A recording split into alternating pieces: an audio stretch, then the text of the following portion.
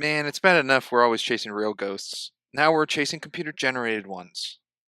Well, I mean, there's a lot of AI out there. I'm not surprised. It was bound to happen eventually. Eventually. Welcome, everyone, to this episode of the Cheap Seat Critics podcast, where today we're covering Scooby-Doo and the Cyber Chase from 2001. With me today, we have. Hello, everybody. I'm one of your hosts, Geeky Writer. I'm Crimson Maroon. And I'm Sprinks, and hey, if you're listening from Cyberland, you can follow us probably a lot faster than people who aren't, maybe. But we're on Twitter and Blue Sky, TikTok, Instagram, Facebook. We're on LetterBoxd if you're interested in like average numbers. And hey, we got visual side of things on YouTube and Rumble. But hey, maybe you're already listening there, and you're like, man, I wish I could listen to you guys while I'm driving my car because I can't look at you and the road at the same time. Well, you're in luck because we're on audio platforms as well. Exactly. Yes, drive safely out there while listening to this. Let's see. Yeah, Scooby-Doo Cyber Chase. Continuing our Scooby-Doo direct to VHS films. It's the last one of the four. Uh, and we shall start with our histories with this one in particular, starting with Sprinks. Oh boy, this is one of the four that I did own, so I watched this one quite a lot as a little tyke, and I haven't seen it in probably 7, 8 years. I've seen it probably too many times to count because it's one of those movies as a kid I watched all the time. And I've played the video game I owned on the PS1, I think. And I think that's it. I don't think I had a book or anything of it. But yeah, Did you play the whole game or I never beat the part whole of it? game. I got to a. I just remember it was a boss level that I couldn't get past, but I can't remember what the boss was. Okay. Yeah, every level ended with a boss. I guess that kind of hits into my history. I'll go next. I also played the video game on the PS1. I think I beat that game more than I watched the movie. I think I've probably seen the movie like 4 or 5 times. I didn't own it, so it was pretty much whenever it was on TV or the first time I saw it at a friend's house on VHS. Uh, but it's been a long time since I've seen it before the podcast. Is probably 10 years or more potentially since I've seen this. Uh, so a bit of memory lane. Let's see. Anything else for this specific? No. I had a Scooby Doo Cyber Chase poster at one point. I don't think I own that anymore. And Oh, on to Ryder. one more Oh, thing. I had, Sprinks yes, memory I unlocked. did have a Scooby Doo Cyber Chase T-shirt as a kid. Mm, cool. And Ryder. This is one of the Scooby-Doo movies I probably knew the most about, which is not saying much. But I know I've seen this movie uh, when I was very young, more than once. And I do have a strong memory of like specific scenes, like the look of the monster and stuff like that. It was very iconic. I always thought it was weird when as a kid, I don't know if I understood the plot very well because I think I watched this when I was very, very young. Because I had this memory of where I always thought it was weird that Shaggy was wearing a red shirt, and obviously that's Cyber Shaggy. But for some reason, I always thought I think that I confused the two, like it was like real Shaggy when I was a kid. I don't know. Um, like I said, like I watched this when I was really, really young, so it's very much imagery like that that's been kind of twisted with memories and stuff like that. Um, and so I guess this would be the technically the first interaction I had with Scooby Doo where the monster was quote unquote real. But again, my memory of it was essentially nothing other than like the vague images that I misconstrued as one does when you get older and memories get farther and farther away from you. Um, I've I don't think I've played the game, but I do remember watching my best friend down the street play it, I think. I don't remember if we beat the game or not. It was an overnight thing. Um, and yes, that would be my history with Cyber Chase. Your fullest one to date. That's true. Yeah. And Ryder, remind me, you like your Scooby-Doo knowledge and everything. You only watched like the classic '60s cartoon. Nothing really Yeah. after that. Yeah. It was always the unmasking. Like the monsters were never real, and I think this is technically the first one I saw where the monster was real. I just don't have much memory of it. And Okay. I What I'm getting at with the yeah. question is that there's other after that show and then the new Scooby-Doo show when the game kind of split. Shaggy and Scooby were in those more red attire, and I don't know if you have memory of watching those, and that's where the mixture of the two characters are. Maybe if they did split up and had like they were wearing the red shirts and had the red collar, that's definitely a possibility then. Okay. But I don't have any memory of that beyond the imagery.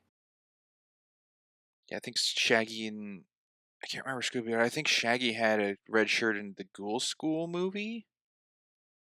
Yeah, and I think the werewolf one, I The think it was Reluctant also Werewolf, maybe? red. Um, on my research for this, there was like 2 years of Shaggy being in the red shirt. I don't remember what years they were because I wasn't going to use that fact, but he wore a red shirt for 2 years, um, whichever shows or movies were in that time frame. Yeah. All right, interesting. So again, it might just be that I'm misconstruing that memory, and with this, because obviously this version, the digital version of Shaggy in this has a red shirt, which is probably a nod to the show. Probably. All those outfits of the Cyber Gang were all like the classic looks. Yeah. Mhm. Alrighty, with history's over, we'll jump into some facts. Um, I was able to find a budget for this one, which seemed to have been difficult for the previous two VHS films. This one also had a box office, which I tried looking into and I couldn't verify because where I saw was this was just a VHS release. So I'm going to ignore the box office I found and just stick with the budget. Uh, the budget was reportedly 20 million, so less than half than Zombieland, Zombie Island, Completely Zombieland. different movie. Very different movie, but there were zombies. So 20 million budget for this one. That tracks. There's definitely some reused animation bits here. That definitely tracks. And a questionable fact I found because I once again I couldn't find anything corroborating it. What's collaborate? What's the word? Corroborate. Corroborating. Yeah. Okay, I had it right the first time. Apparently, this was the last time Scooby-Doo says the phrase "dog where." I don't remember that in any other stuff, and I don't know how old this source is, so I don't know if it's happened since the source, but Uh, supposedly that's the last time he said that. Afterwards, don't know, but all four of these movies, he said it, Yes, that is true.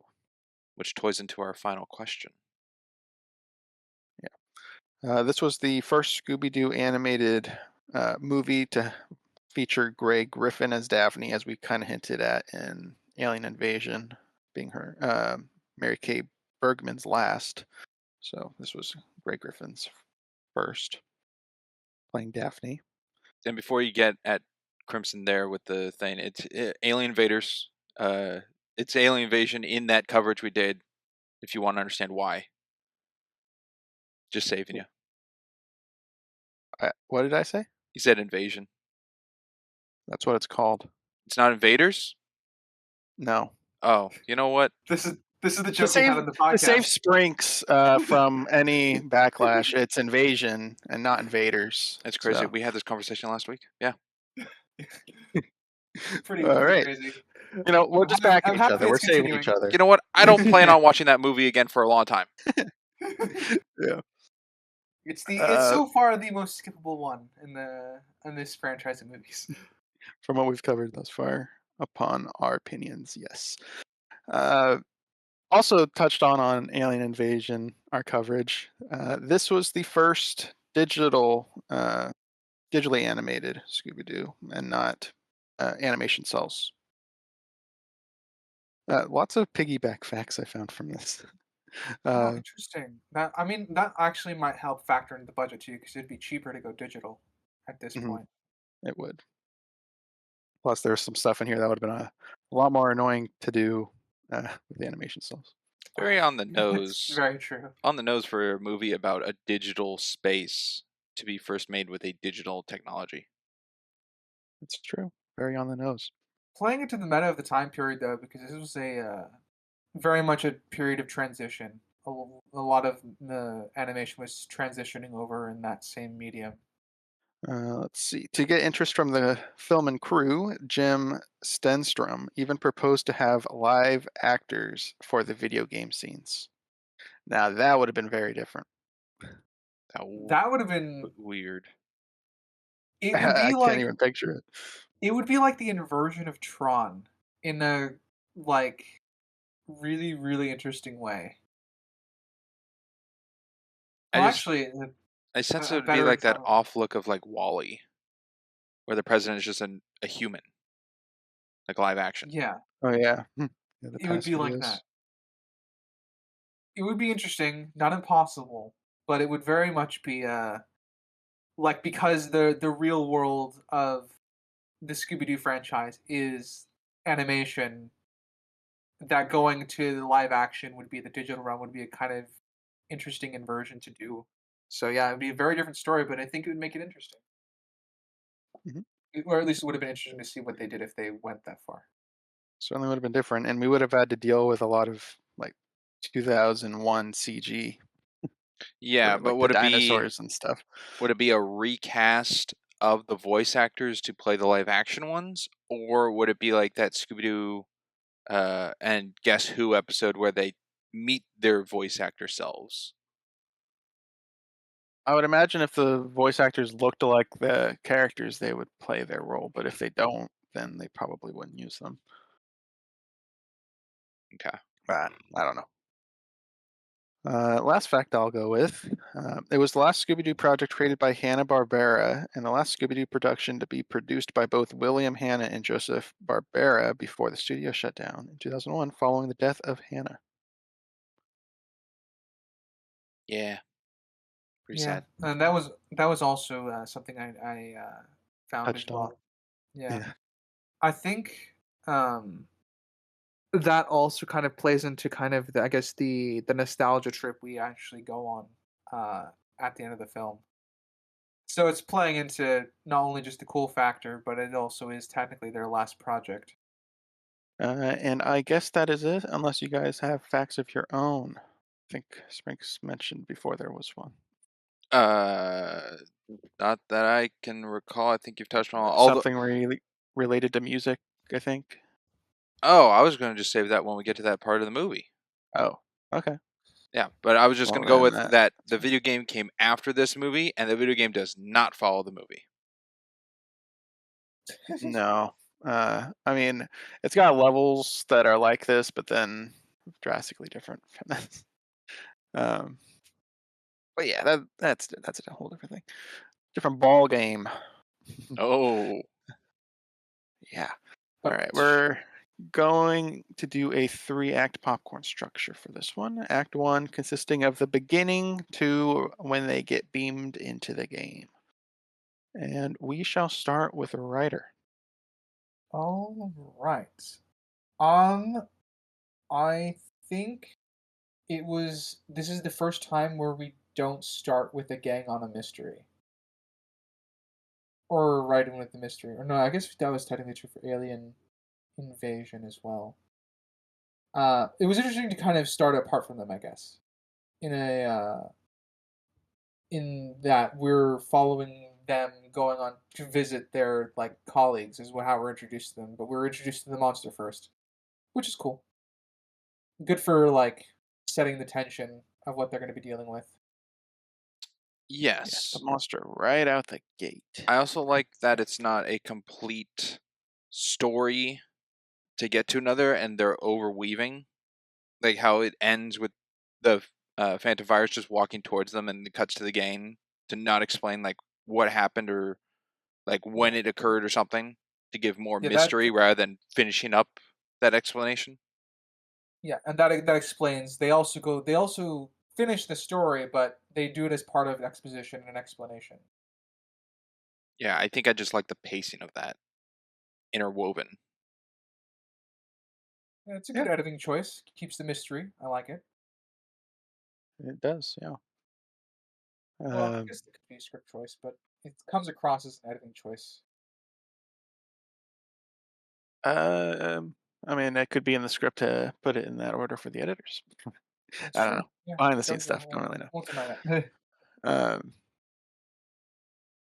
so I'll just jump into it. The Phantom virus, pretty iconic in my mind, but once it's in the real world and it's interacting with stuff, it introduces some crazy rules with this there laser. are there are so many rules that are like introduced and forgotten with regards to the Phantom virus interacting with things. It can make a phone come to life. That's crazy. Well, in a sense, it can It target. coughs when it gets dust on it. Yeah, it breathes air, but the phone thing. I think it just like controls the wires. I wouldn't say the phone's necessarily alive.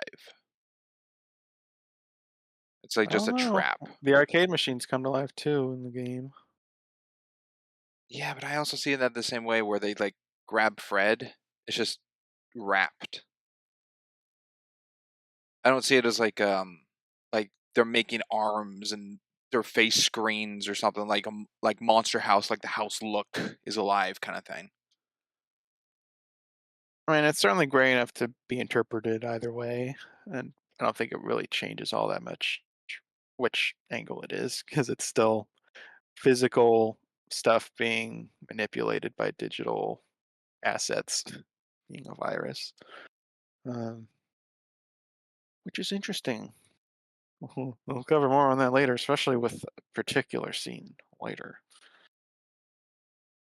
Let's go with Sprinks. Oh, that was all we want to talk about on the Phantom Virus's abilities. I mean, you I can tack on more. I just opened it Oh, with that comment. he exposes radiation in the real world to the point of boiling chemicals. I don't know what was in that beaker. Could have been water, could have not been water. Um, to see the effects of people, but it doesn't oh that seem was no one matters about the radiation. is it confirmed to be radiation?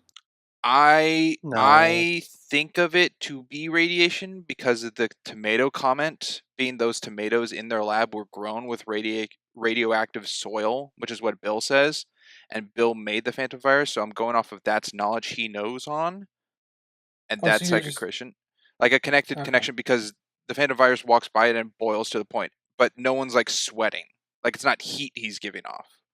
Well, if he's supposed to be pure electricity, right? That in itself will give off and generate heat without necessarily needing to radiate heat. I suppose so. I just mm, could also be a chemical reaction, not a that thermal could also reaction. be it because that's the only Yeah, thing So that pulls I and assumed breaks. it was a chemical reaction because if he was giving off radiation, I think I have a lot more issues with this film. yeah, and then there's the weird aspect of them where they're like it's siphoning data. It's stole data off the servers Yeah, and it's never computers and explained Oh, whatnot, for a reason. and there's no reason for it. there's It's No. no not reason like for. it's not like there was espionage where somebody wanted data from these computers. So it's not relevant to anything. Or making them stronger, or keeping them alive, or I also have to point out another reason I don't think it's radiation is because that would fry the data and computers, not steal them. True. yeah. Yeah, so a lot to build an imposing entity, but in context with itself, it doesn't really make a whole lot of sense.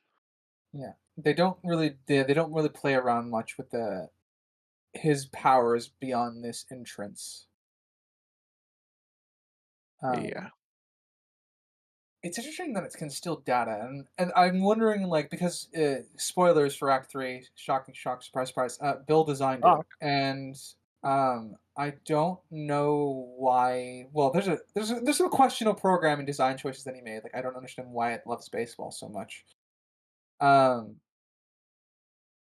but it's one of those things where I'm not entirely sure of like why it would want to steal data and like why that's a thing it can just do. Yeah, because it's not like it wiped the game data, which is what he would want. He doesn't want the game to work, so he could get his project funded Yeah. for the fair or whatever. Yeah, and it also doesn't function like Jarvis slash Ultron, where he's can access everything on the internet. No. So You know, there are so some imposed limitations, but they're just not clearly defined. well, it's just an ability that doesn't get utilized or explained why it's even presented as an ability. No, I think the closest thing they give to an explanation is just it's just a fear tactic. Yeah, and just throwing like lightning bolts would do the same thing. Be an imposing fear tactic, Does which he is something we know he throw can do in the game. So Yeah, does he throw lightning bolts in real life? In the no, real world? Okay. Well, that Yes, he may does. Oh, He do he? does. When Shaggy and Scooby are on the cafeteria table and they're super fat, and he Oh sneaks up yeah, on them. yeah. I was thinking about the opening, but yeah, he does do that with the alright. gang. Then that's something he can do in the real world. Well, there's nothing showing that anything brought in from the game can't be used in the real world. It's not like anything that can be done in the game. I would imagine could be done out of the game. We were shown no limitations to that. The only thing that comes to mind that's a difference in game and out of game is that he can like float or slash fly in game. But in the real world, he's running around. Well, yeah, but you're assuming he can't fly. He probably can fly. He just doesn't fly. 'Cause he's not flying the whole time in the game either. He's riding mammoths and polar bears, T Rexes. Well, not mammoths. They were mammoths. T Rex. Yeah. um, so it's not like he just flies. Uh, let's see. I guess that was more of a piggyback off of mine. So, Sprinks, do you have something to Yeah, I jump on? think it might be the just cell shade or the not cell shading, but the computer um change cell grading of from the previous movies. But I just think the characters in this compared to the last four have more of a outstanding look of a black outline. So animation wise, you mean? Yes, I think it's more prominently shown. Yeah, I can agree with that. It gives them a more defined. Uh, it helps them stand out from the background, I guess. So it doesn't blend Yeah, easily. but I remember It's a from classic animation thing. but I remember from Zombie Island and Witch's Ghost, they had just a more not black, but just like a muted coloring outline to kind of fix with the background. Yeah, that works when you have a bigger budget, I think, because you get to kind of draw mask. I'm gonna use a phrase I don't even know if I'm using it correctly. You get to sort of kind of blend your characters into the background, whereas when you have a lower budget, you don't have the time or the tools to necessarily do the same thing. Oh, and also this is a lot brighter of a movie. That is also Uh, true. so in the previous films, they had darker toned colors, which would help kind of hide a darker outline of the characters. Because having a bright color next to a dark color being black, the black's going to pop more. But if you got like a dark red next to a black, the black doesn't seem as black. Yeah, So there's only one I scene. think it's more in line with like the color. I think there's one scene in this film where they don't do that for a purpose, which reminded me of like the fire effect from Witch's Ghost kind of thing. Okay. Uh, Example, or are you holding on to it? Well, it's not in this act. Okay. Um, Oh. I will say, with Daphne and Fred's conversation about their high school friend, I would like to say she's already contributed more to this film in exposition than she did in Alien Invasion. Huh? What? Daphne's more relevant in this one? Oh yeah. I actually did think they did a good job balancing all the characters in this one. Yeah, that was going to be a talking point I was going to bring up at some point if no one else did. I do think they did a good job balancing the team here. Everyone contributed in their own way, and that's what I want from a Scooby-Doo movie, subjectively speaking. That's what I'm here for. Teamwork with Yeah, the I team. feel like I think they all contributed in their own ways. If I had to pick one that was potentially under or more back, was probably Velma, but it would be like a very minute something. I would agree. I think they were all There are all traits good. of Velma missed in this movie that she's had in the past three. Yeah, I think they do an okay job. Like I said, I would agree Velma is probably the weakest, but I don't necessarily think that she was a bad by any means. I guess would be my limitations as far as if we're critiquing the character dynamics and everybody's like role in the film. Well, yeah, it's definitely acceptable, and I think it's passable. What I'm getting at, I think it's passable because of Fred having interest in Bill and baseball and saying, how Fred was almost a baseball player kind of thing and like really likes it. And I think that takes his interest of the sport into detecting more of the clues and then the reveal at the end, taken away from Velma and the previous ones where she's been like getting on her hands and knees detecting things. And she still contributes at least a fair bit in when we get into the actual cyber world, which is in Act Two. But for Act One, uh, doesn't contribute that much outside of exposition and conversation. Like she's the first one to just perfectly understand the explanation of their friend and the scientists about how the technology works. Yeah, extrapolates 3D data into quantum particles. Yeah. When in doubt, use quantum. I'm used to pseudoscience stuff, so that I just kind of Well, took that in stride. sometimes you doubt it so much and it becomes just hysteria mania. Then it's not so Got good. what? Quantum. When quantum gets to the point of quantum mania, it's not so good. That's Oh, true. I okay. agree with that. Yeah. I got you.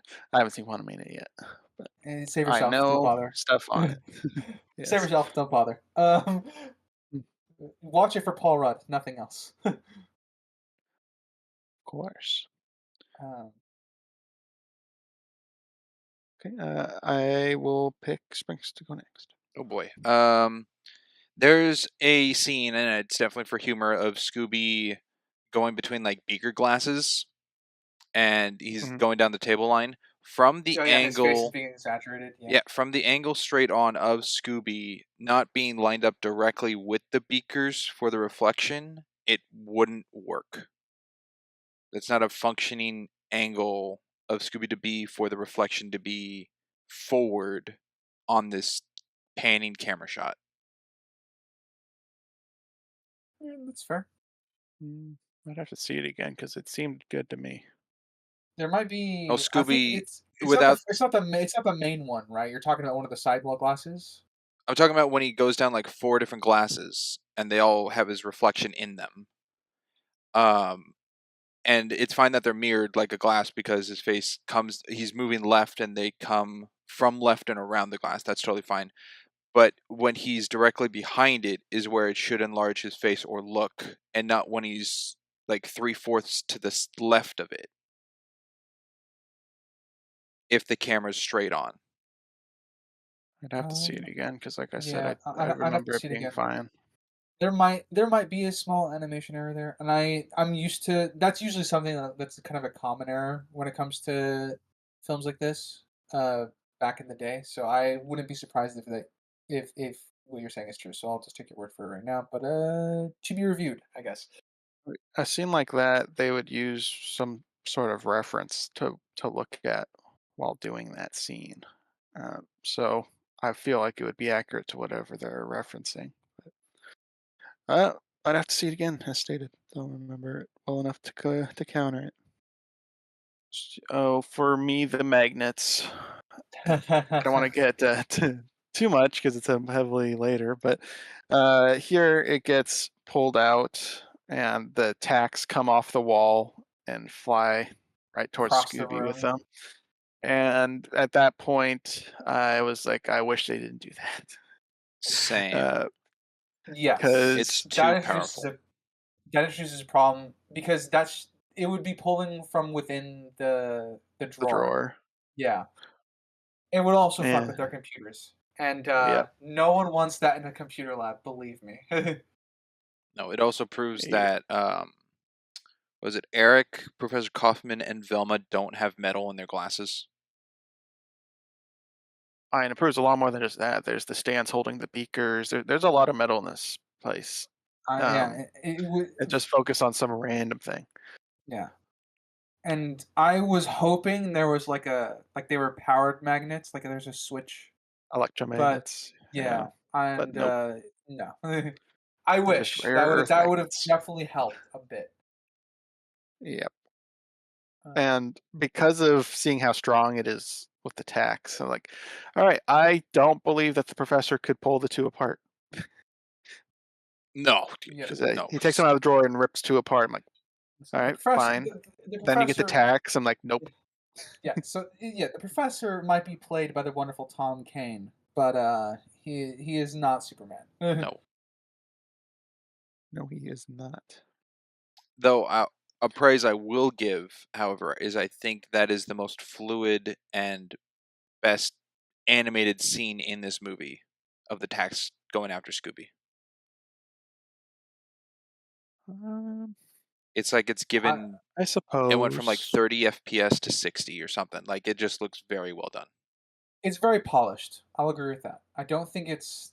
I don't know if I would call it the best animated scene in the film, but it's very polished. Let's see. Let's see. Let's go with writer.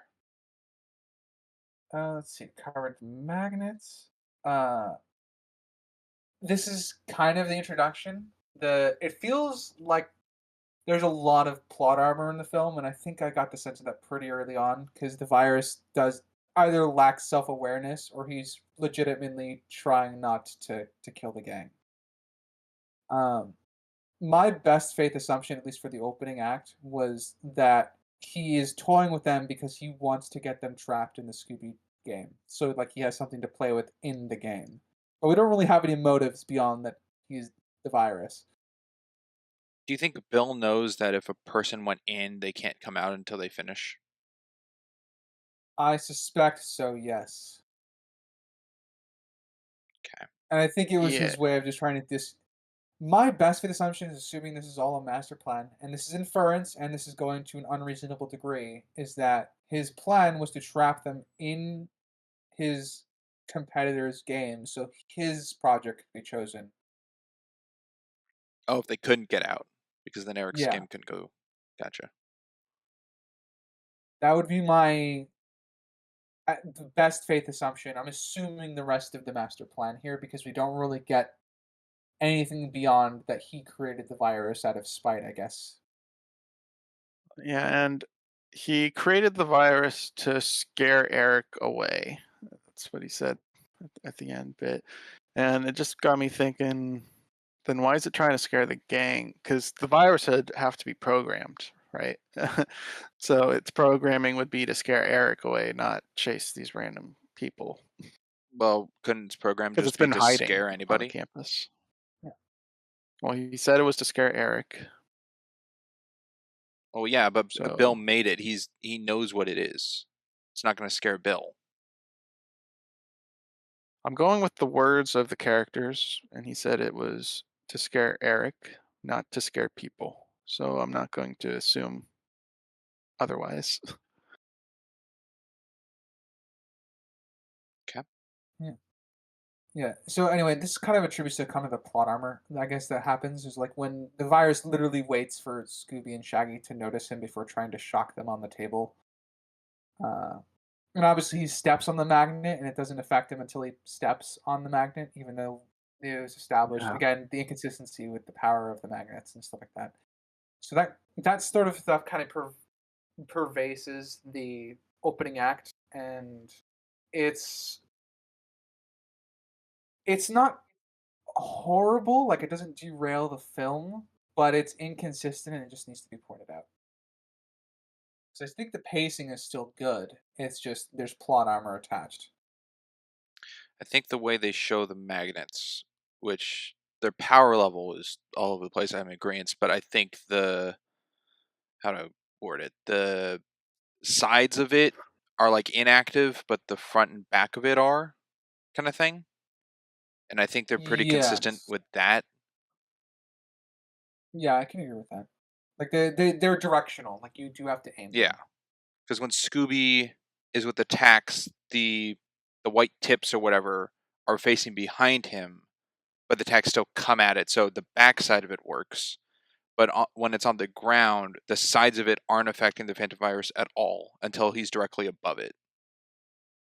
Yeah, he steps on the the pointed side of it Yeah. or whatever. Until Shaggy pulls out his magnet in the third act, and all of them get affected, AOE Yeah. style. Yep.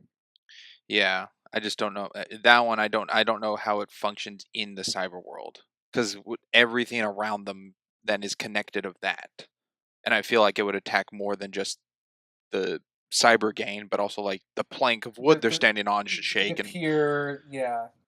Well, I It feel would like be they would be affected by it because they're now digitized quantum pixels or particles or whatever. The whole process of them becoming assets in the game, they should be freezing themselves. yeah. This is kind of letting into one of the I think one of the biggest issues. The bigger issues for this film is plot armor and also just the world building because they're very inconsistent with the magnet usage, um, both in the real world and in the digital one. Um, yeah, no, I agree. The magnet is too too crazy, too zany, and it also it's kind of I goes think with it's Shaggy's pockets are made of lead or something. yeah, obviously because he couldn't feel the weight of a giant fucking magnet in there. Well, it also doesn't affect anything around him being in his back pocket.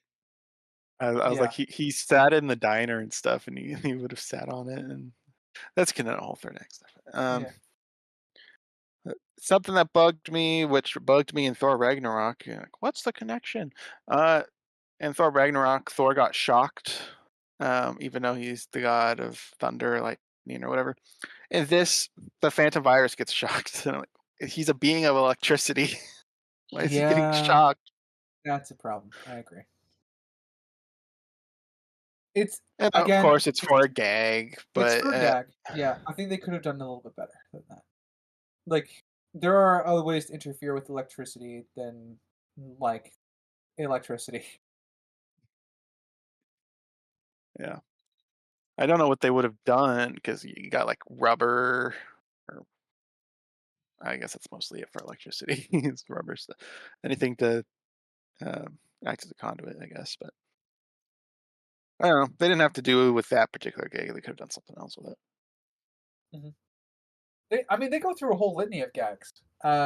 So I mean, if I were to pick one that I think was the most, um, it just felt the strangest, it would probably be that one because they used electricity on the virus. What do you think, Sprinks? I don't know if I would say it's the most egregious one, but I do think it's just for the joke of it. Mhm. Uh, yeah, I'm just saying that I don't know if I used the word egregious. Did I? No, you My apologies. If I no no did. no. Sorry, I just came up with a different wording of like the most. Okay. Yeah, it's the strangest one, I think, just because of the electricity usage. But it's again, I don't necessarily have an issue with the gag itself. It just needs to be tweaked. It's not like it affected the plot or anything. Then Yeah, I would have had more of an issue with it. But it's still just a gag. I mean, there is some physicality to the Phantom because the robot grabs it and throws it, and so it does have some physical presence to it. It doesn't electrocute or short out the robot that grabs it. Kind of comes down to what the heck the virus even is in the real world. It seems pretty physical. Doesn't phase through anything. Doesn't go into like electrical circuits. yeah. It's not like Electro or No, whatever their name was. no. They really make it kind of play off like a guy in a costume. Yes, that is true. They do play it like that. Yeah, let's go with Sprinks. Well, just more complaints of like unsuring to the world. Um, the laser that uses to beam things. What's its limit on what it gets? Because they put the Yeah. Scooby Snacks on the table and it beamed the Scooby Snacks, and I'm like curious.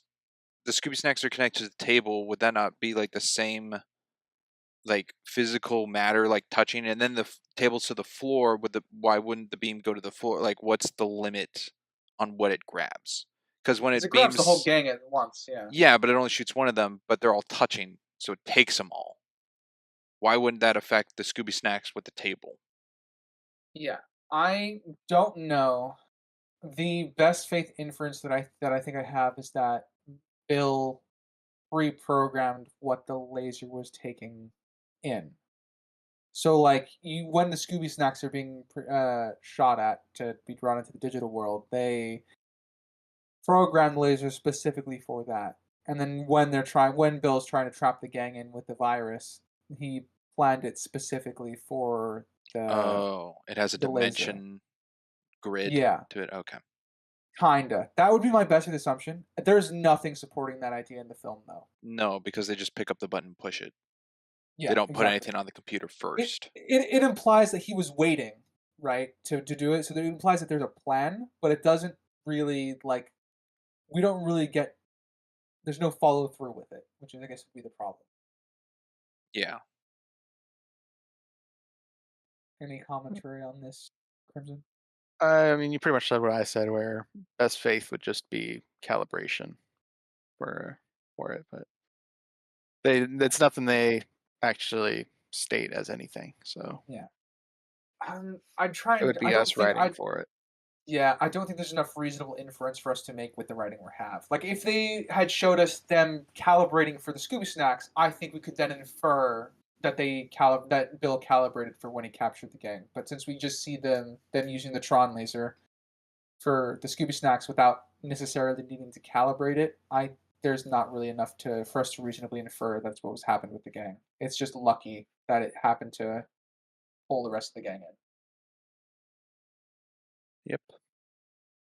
That would be my fix for it. We are showed that they are calibrating for the Scooby Snacks, so we could therefore infer at least that it was calibrated then for the Scooby Gang by Bill. Yes. We get. Oh, are we done with that? Before I jump, sorry.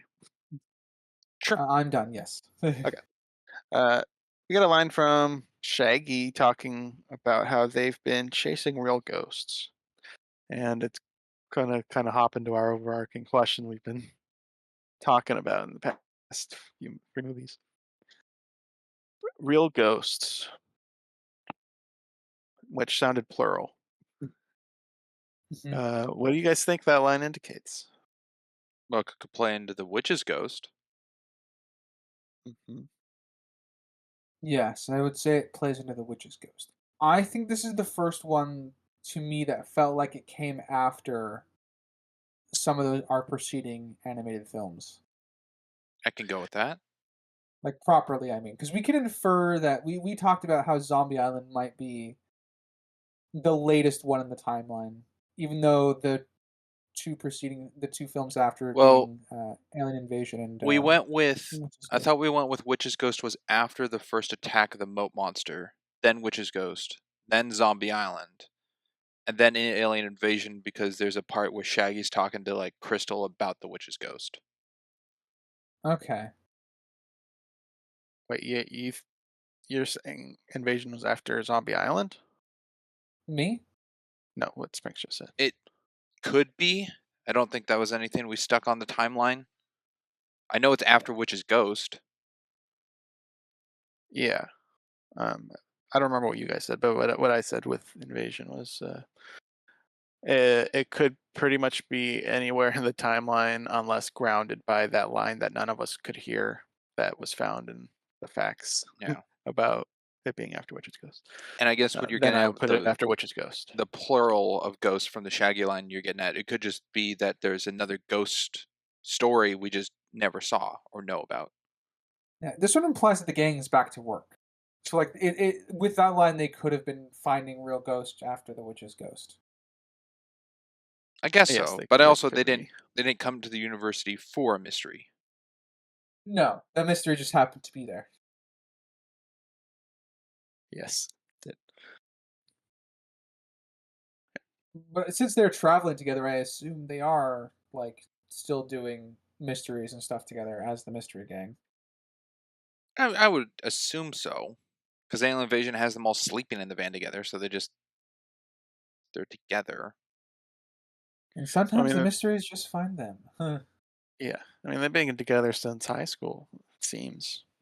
So we don't know how long ago high school. I mean, I guess college, right? Typical 4 years could be longer depending on field and stuff, right? So Yeah. 4 years is your average for your bachelor's, and then if you're going for your master's, doctor, then obviously there's the 6, 8, however you want to break it down. yeah, I guess that kind of gives a potential framework. We know it's at least 2 years after high school because Bill said he was there for 2 years before Yeah, Eric. and it must have been all working together because Fred asks Velma for clarification on Eric of high school, so they must have gone together. Yeah. So earliest would be them being 20, I guess. But we don't have much more to infer older. Uh, I will touch on the "Where Are You Scooby Doo" song that plays during the chase montage sequence. I think Mhm. this one is now my second favorite from the animated movies. I still think Zombie Island's rendition is the best, but this one might be my second favorite rendition of that uh, "Where Are You Scooby Doo" song. I think I'm in agreement. I think it's my least favorite. Shock, Wow. shock, surprise, surprise. Crimson has terrible taste in music. Well, uh, this version had a part of it, which I guess is what I hinted at earlier. This version had a part of it where it's a female singing, but there's a little part where a guy, like in the far background, just goes like, Chimes "Where in. are you?" And in my Yeah. head, I'm like, that sounds like Love Shack. That sounds like a B-52 thing. So I looked it up. It is the B-52s doing this rendition. That's awesome. That's funny. Cool. I like that. Makes it even Nice better. catch. Yeah, I I think it would can't believe be Zombie Island, Invasion, Witch's Ghost, than this. Do you yeah, like Billy Crimson, Ray I Cyrus more than expect the a full essay 52s? off the podcast It's the last thing. explaining why this one is your least favorite one. I just explained it. He liked Billy Ray Cyrus's country music more than the B-52s. I mean, it wasn't full country. Let's not give it that title. uh, Yeah, I did like that rendition more than this for a more context on this music discussion, please go visit our year recap for the what was the 2024 Christmas season. Go visit that recap. Oh, I see what you're getting at. Yes. Yeah. one. Yeah, If you want to get more in depth of the music conversation, go there. so Ryder and I are quite similar. This is an Yeah, outlier right right. here. Yeah, yeah, totally. We're on the same page every single time. That's why this is such a shock. Yes. A line that bugged me, and I would imagine it bugs Sprinks, was when Shaggy and Scooby are like, "Can't believe they're out of food," and in the background there's food everywhere. Yeah, Tum that tum bothered the shit out of me tum. too. The cafeteria The ran out of food. There was bowls of fruits in the background. That is what my note says. Yeah. Yeah, So the bet I can't even believe I'm gonna do a best faith assumption for this because I agree the line is terrible. Is that that's like the show food? Like it's all the plastic stuff to show what they have in the back. But this is a college cafeteria, college. so I would have Yeah, pressed X to doubt. If they wanted to keep their background asset the same without reanimating or redrawing, just rechange the line to, a food cutoff. yeah. I can't believe they stopped serving us. Yeah, I can't believe that they're done working for the day. They're closing down. That's weird. Can you believe, Scoop, we ate a year's worth of campus food? Yeah, lots of lines that could fit in the scene there. Uh, yeah, didn't But you're like right. that. Yeah, I did catch that. It just screamed like a Sprinks thing. Like, I bet he's gonna say it, or at least notice it. Yeah. I'll add on two things more to the virus's powers or whatever. One of them being he can produce wind, because when it goes to explanation of like how the magnets work, there's wind blowing on Professor Kaufman's hair, like a tornado, like a storm's going on inside. But the previous, like the very first scene when the Phantom Virus is walking towards him, there's no wind whatsoever. I guess I have a bit of a question regarding that. Are there clothes fluctuating in the wind as well? No, I think it was just his hair. Okay, if it's just his hair, I don't think I have an issue with it because electricity makes your hair stand up and does weird things with your hair. Which is actually a very cool detail if it's true that they did that and the clothes weren't moving or like fluctuating in the That'd wind. been cool if they portrayed it more A like static that. thing. You mean like you mean like the more His crazy his looking hair hair when he's is going standing up? in a direction behind him, and there's a sound effect of wind. Well, I mean that's to make it imposing. If if his hair's sticking up, it'd be more humorous. Yeah. But if that's what they did, that's actually really cool in a weird way. I'll have to And rewatch I the guess scene if now. it is wind, I also personally wouldn't want to assign that as a power. I see it more as a visual dynamic choice to heighten I the scene and less of an ability of the Phantom. I see it in a continuity error. Yeah. I mean, the easy fix for this, right, is that because the Phantom could just affect electronics nearby, it just happened to turn on a fan nearby, or like one of the Or a big ventilation shaft or something like yeah, that. one of the big ventilations or the big turbines that you would often find in some labs and stuff like that. Like if that had happened, I think that would explain, I guess, the dynamism of the scene. We just don't really see any in the scene itself. So it's definitely very much an aesthetic choice. Yeah. The second thing I had on the Phantom Virus was he admits, at least in the real world, not the cyber video game, but in the real world, he emits like a buzzing noise around him, like in his presence. And when Velma takes up the book in the basement and blows dust, and he just appears, there was no noise whatsoever, so he did appear out of thin air. Well, the buzzing could be his effect on the machinery in the lab. There wasn't really any electronics that were turned on in the basement. Was there No, there's no. buzzing when yeah, was there buzzing when he snuck up on Shaggy and Scooby? Yes. Okay. And as That soon as his presence is in the basement, there's the buzz. But when Velma blows the dust into him, there's nothing. All right, fair enough. I mean, yeah, obviously they did that's that to make it the surprise. they did that for to get the surprise. Still an inconsistency. Yeah. And if you want, you could also go with the glow thing. How he glows, but that's more played off in the game, and I guess maybe he has more power or abilities of what he can do with his light in the game opposed to the real world. But because I don't think they play with the light in the real world. No, he just has that glow around him, but not an exaggerated Yeah. glow. Not when he's outside the soda shop. Yeah. We have yet to talk about. I couldn't.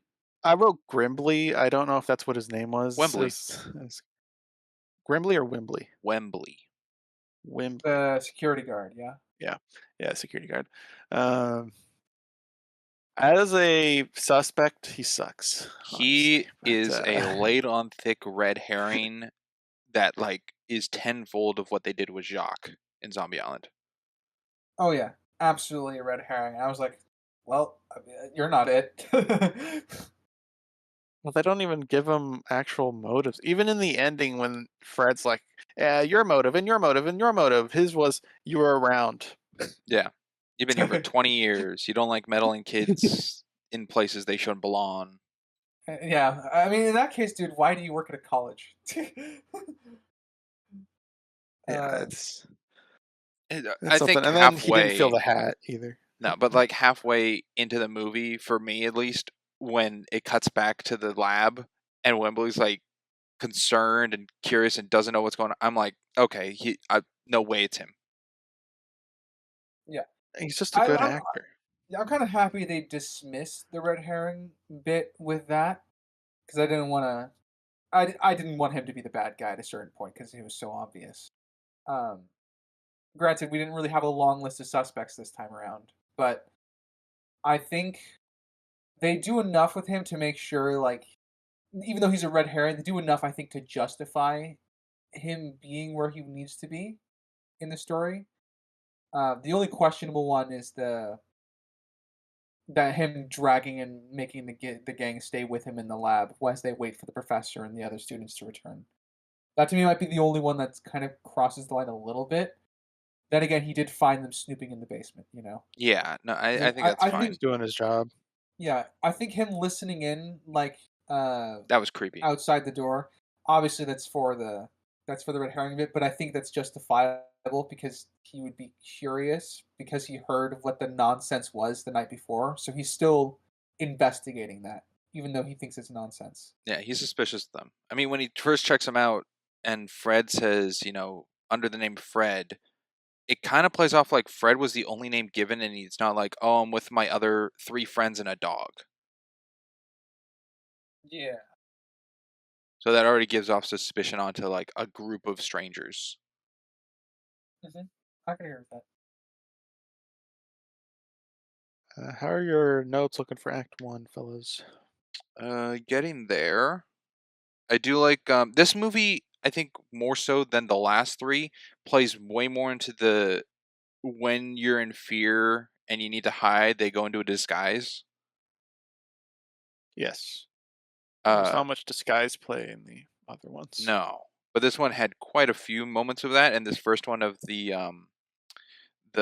like psych ward like shock test on the virus, Yeah. which goes into being shocked kind of thing. I just went, oh, that's a classic Professor Venkman move. It was pretty funny. I have a funny story to go off of the Scooby-Doo mocking the security guard by taking his hat, kind of proving that he's bad at security. That's kind of, I guess, the joke on that one.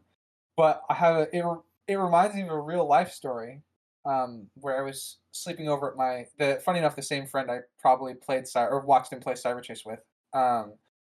And we were visited in the morning by um, a bug exterminator, pretty much the following morning. And it was just like a routine like advertisement visit, if you ever had those, like a salesman visit.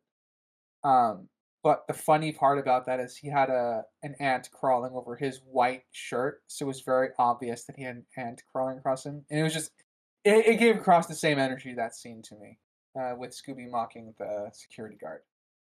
Ah, So funny life story, I guess, for me. I also have a salesman story, but I don't know if I can share it here because I don't want to stretch it too long. Let's see, Spikes. You said you're running down a little bit, so I guess you can go next. Okay, sweet. Do you think it's a lost opportunity that when they're all in the lab running from the Phantom virus right before they get beamed, and they're running down the hallways, that it kind of skips or misses the door maze reference?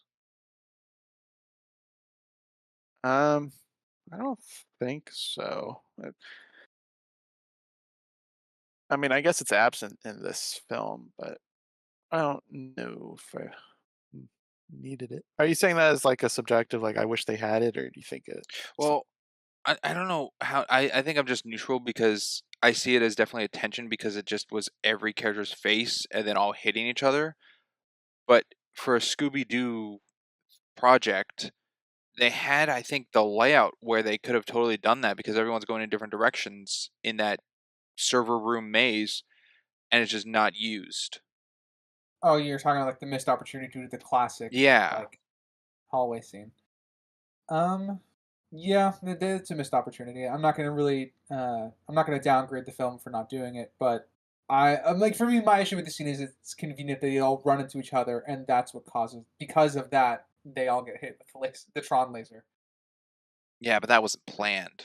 Like, there's no X on the ground kind of thing of like, oh, I knew they were all gonna hit here.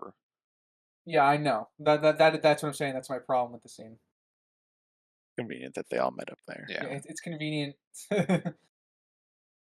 They all ran into each other right where they needed to run into each other. I agree. Uh, Absolutely. I'm not quite done, but I got a couple more notes. I will jump to one of my favorite character interactions is Daphne calling the virus a thingy, and they have some funny banter between the three characters, just kind of showing how like it's the small stuff like that that helps you buy into the fact that they're all really really close friends and they've been doing this together for a long time. It's those little bits that I really really appreciate. Yeah, and I liked the Fred Daphne interaction with it. Felt like a couple banter. Yeah, and also Velma, having getting her own laugh from their interaction too, because Yeah, she called him a thingy, which is a bit funny. Yes, definitely the banter that was missed in the previous film. Yes, for sure. absolutely. Do you guys think Aspects that again. it's the last thing I have? It was just a question. Do you think that the Phantom virus could get knocked out? Well, what is getting knocked out, but your brain getting concussed, right? Or a lack of oxygen to the brain. Does the Phantom have a brain? Probably not. So I'll say no. Okay. Closest I can think of as equivalent is like the virus getting its coding fucked up by something else. Okay. So like So more of a stun. yeah, Okay. I lean that I think it could get knocked out because there's enough physical damage being done to it that it's tiring it out. Yes, a being of energy is running out of energy. Yes, he's being Uh, thrown into walls. He's been bookcases falling on him. Shaggy and Scooby were putting him through the ringer. Yeah. yeah. I'm also I think my last note is that I was annoyed that everybody magically lost their magnets except for Shaggy.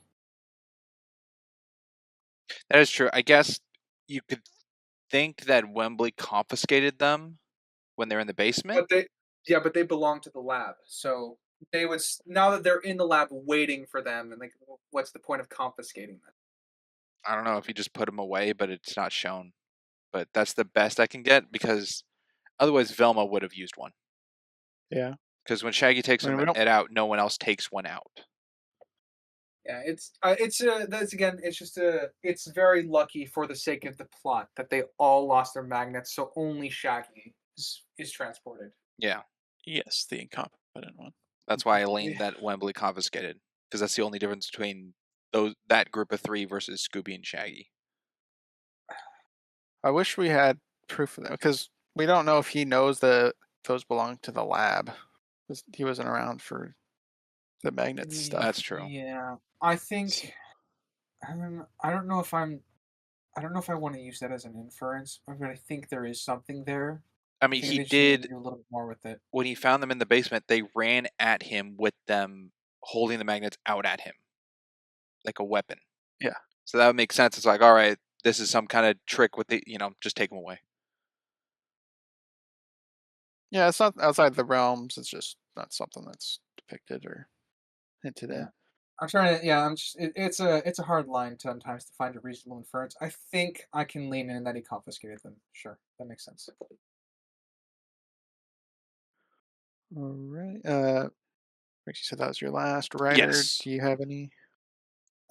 Skimming through my last few paragraphs right now, I think the only other thing is the convenience of how everybody shows up immediately after the gang get transported. Obviously, Bill was hiding there to get them transported, but the fact that everybody seems to show up right when they get transported, so it's a little convenient plot wise. But It's true. that is my last note. Alrighty, that is it for Act 1. On to Act 2. So it's consisting of them getting beamed into the game and them entering Cyberland Level 10. at the gateway. It's the gateway. It's the gateway. Bounce you back to Did they give a level valid 1. excuse to not beam them back out? No. Okay, I agree. That I was going to be one of my questions too. I'm neutral on the reason. I don't think it's definitely not a strong enough uh, wording. Yeah, I Because, said I mean, the box of Scooby snacks didn't have to make it to level 10 to get beamed out. Yes, but that's not sentient. How about post credit scene then, Springs? Or the virus himself?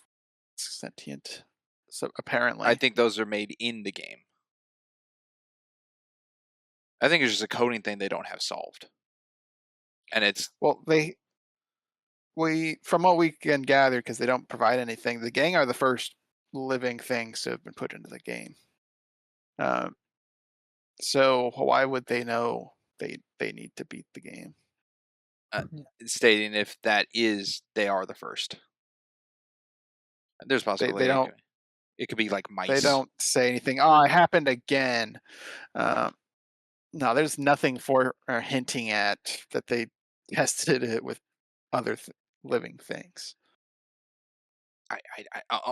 I'll like you just going with the words of Eric saying it's not possible to take him out. I think because this is obviously the driving force of the plot, they needed to explain what the I mean, I think it's obvious. I can infer a difference, but they needed to explain the difference between the box of Scooby Snacks being an entity that was perhaps not beamed into the game, but beamed into just the digital space, and then having to them being beamed directly into the game. I think there is something there that they could work with as far as wordplay to kind of give a valid reason. I just don't think they do that. Like the easiest thing would just be, instead of saying they need to beat the game, they'd be like, the virus has hacked it to where they need to beat the game. Or Yeah, and that's the blaming the easiest line. virus. Yeah, However, they would want to phrase the line, but essentially blaming the virus, and then we would know it would be Bill.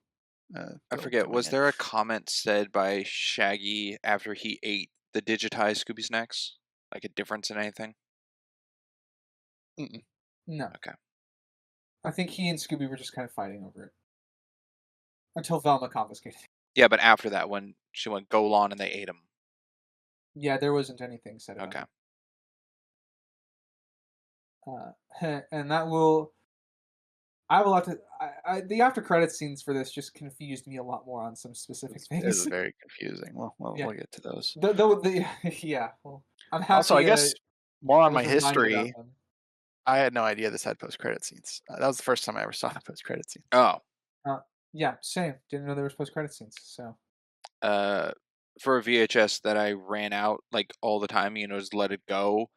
I've seen the end credit scenes probably a ton of times. I completely forgot it until it appeared. Ooh, a surprise. Yeah. So, well, we'll get to the post credit scenes because they are going to be a talking point. That is for sure. Sprinks. Um, did Bill beam the virus back into the game? The problem is there wouldn't have been time because everybody else was there, yeah, and see, that's an that issue I ties have into with the it. plot contrivance issue that I have at the beginning of at the end of the last act. Is that if he did, he should have been there first. Like just if they were going to just cut right to the next scene of everybody being there together, it should have been obvious that Bill was there, like already seated down and working on something. I think that would have fixed it, but or I at least mean, given some there inference to work with. But could have been two copies of the virus, one in the game and then one that came out into the real world.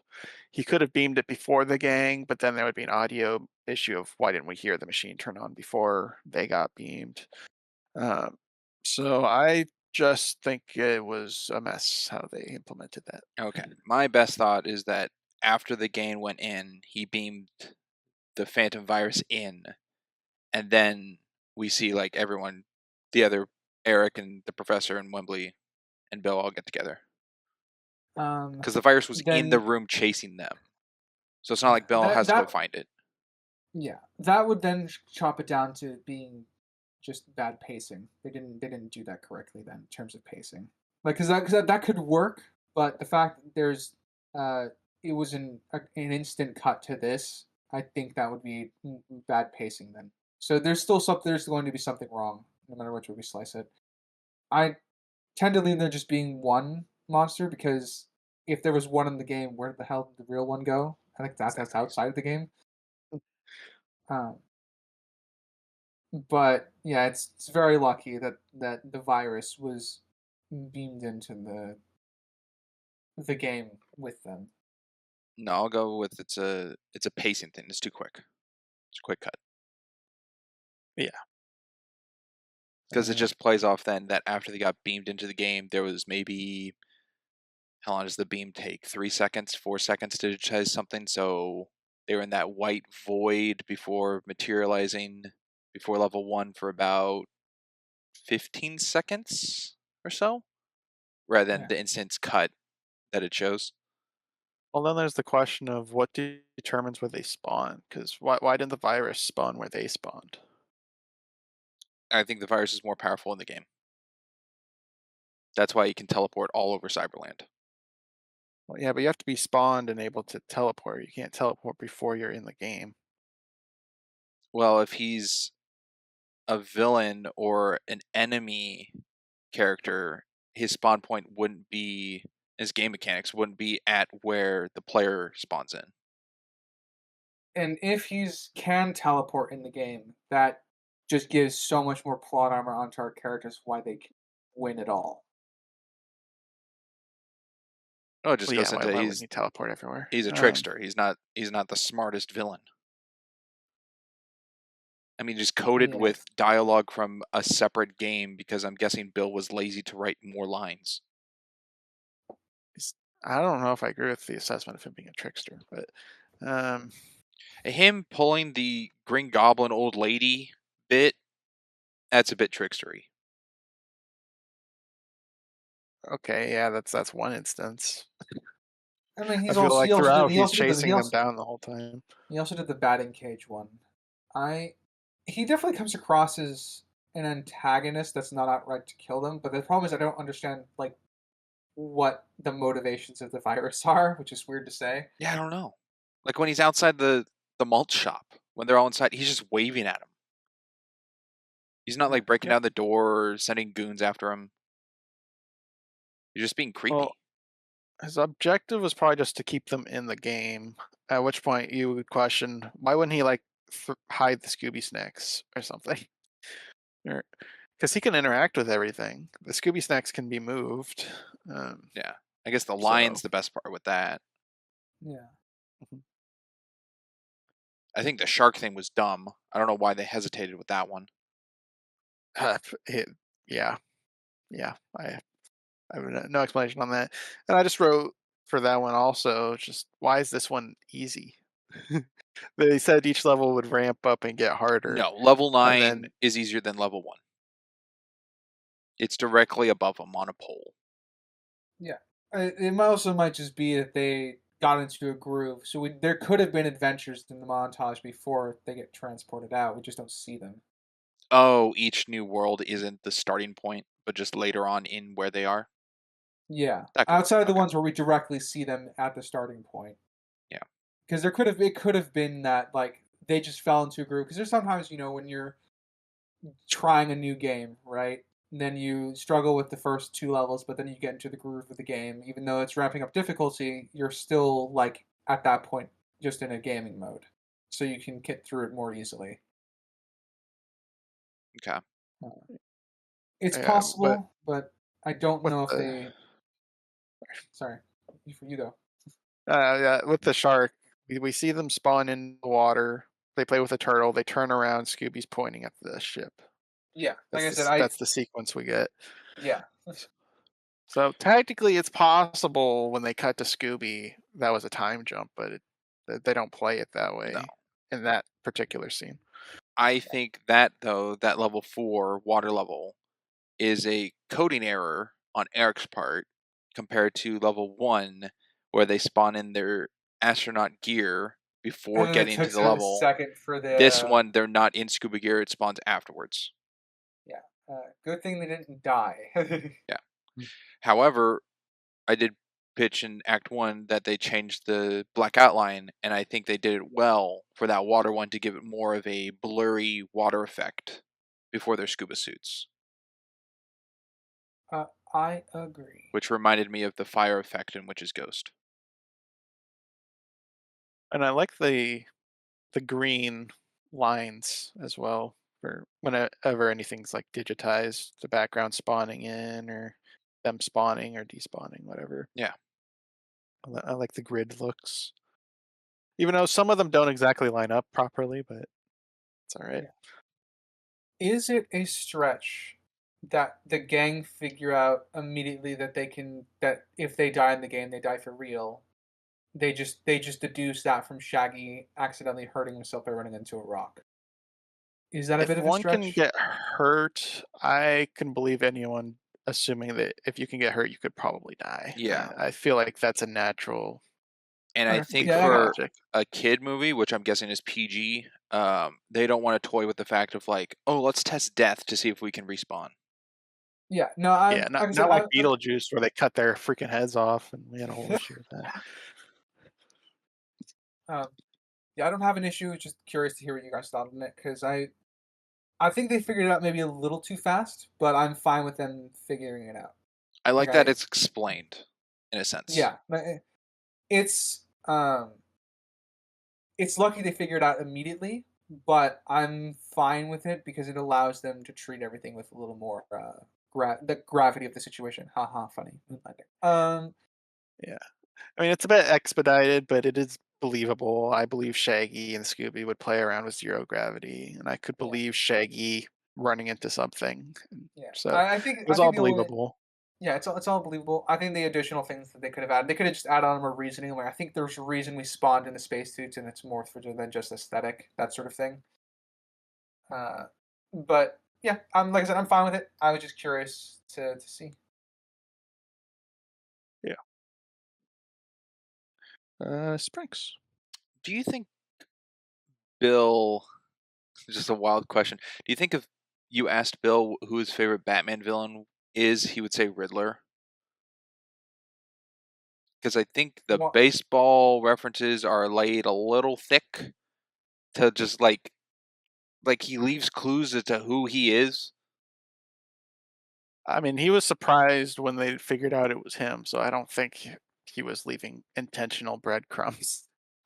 Um, I, I didn't even consider what you said about his game asset getting ported over to this game. I thought it was an original thing for this game, the virus, but I like your idea of porting his game asset to this game I mean, I think and it would just make more keeping the sense that lines way. in. Otherwise, the virus, what, when he's bored, he's just making baseball diamonds in a coliseum.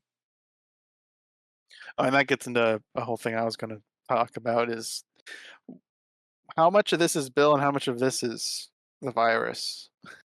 Because the baseball diamond, you'd have to program that into the game. That's not just uploading a virus. That you have to design assets and stuff for that. Yeah, I guess it this also is goes into, is this the Phantom Virus's first time in Eric's game? I mean, he could have done trials. I guess Bill could have played around with it, and then once he got things to the level he wanted, then he's like, "All right, let's get things going. Pop out the virus in the real world, get things rolling." But that's more inference because they don't suggest that at all. That how long Bill's been toying with the virus. yeah, it's yeah, and I kind of put like some that particular clue, like the baseball diamond being drawn. I put that one more on to that one has to be like Bill making it, not necessarily the virus, because the virus. I think the only thing that it creates within the world outside of its own lightning stuff is like its personal gear. So like it has like the gladiator sword and the round shield when we spawn and see him there, and it's got its own like snow gear and it's got its Lawrence of Virus Arabia gear when we're in Egypt. Um, Do you so I think think, just a question, do you think that's like hacked over the Phantom Virus? Because Eric stated like each level you'd have to fight a villain. but the virus kind of has taken over those roles. Yeah, that would be my assumption. That's kind of why he has like the personal uh, aesthetic, I guess, that changes with each level. Like I do think the the medieval level with the dragon, do you think that possibly could have been like the Black Knight, but because it's the virus, it took over that role? yeah, that would be again that would be my assumption as to what the virus was filling in for. So I have to assume that the assets themselves, like the baseball diamond on the floor, I have to assume that was Bill, and Bill was just like in a late night stupor, really really angry, probably got drunk and made it. That's my best faith inference, and I don't know if that's strong enough because I Bill is Oh, don't think that I is. don't know. Or if he put that in his game to just complain to Eric and try to get Eric like cheated or fired or whatever, just being like, "You're stealing assets from my baseball game." It could be. That could be something like that, but it never comes across that way at any point when No, his master plan is revealed. If Like, anything, building the baseball diamond could tip Eric off that he's been playing with his game. yeah. So like I think a very the good there's the baseball stuff being hints that it's Bill as for some to put clues together. I actually do like that. Like the way it's occasionally says play ball or when he was in the baseball ring, you're in the major leagues batting now. cages. Yeah. Yeah, I wrote Yeah, a and then couple he's of in them the down. batting cages. So I think those are enough. I don't think like you needed the at least that asset because I think on the pier at like a fun sort of like activity area with a carnival, I think batting cages are fine. I think that is also good enough to be there. I think the diamond in the Coliseum is a bit much. Like for me, as far as I'm concerned, that would work if he were stealing their assets and that was his plan, but it's not. Like that's never explained. I see. So I take that as That's a physically changing the game of Eric's yeah, versus the Yes. virus being created by Bill and just like saying things or doing things that it would be when part of its code is baseball. yeah. So like him interacting in a baseball manner is Bill's influence on the virus. Because Bill could have taken pre-coded like baseball character and started with that as a template for the virus. Oh, I'm sure of it. Yeah, but the diamond would be a pre-made asset uh, that Bill would have to put in the game. At which point, I feel like would tip off Eric if Eric ever saw that. Yeah. Well, wouldn't he? Like I Aren't said, they all watching them go through the levels? This is true. He should have said, "Why is there a baseball diamond in my Coliseum?" Especially since they're watching the game and Shaggy steps down and goes, "Oh, chalk." yeah, Oh, yeah, that made that even that's worse. yeah, that's a problem. I'll go with the baseball Get the diamond's too baseball much. diamond out of here. Baseball diamond's too Get it much. out of here. Yeah, Is that a baseball removable diamond. character? The baseball It's not a diamond. character. It's a removable asset. Yeah. Control delete. Yes, delete it from the game. Yeah, yeah, not great. Not great.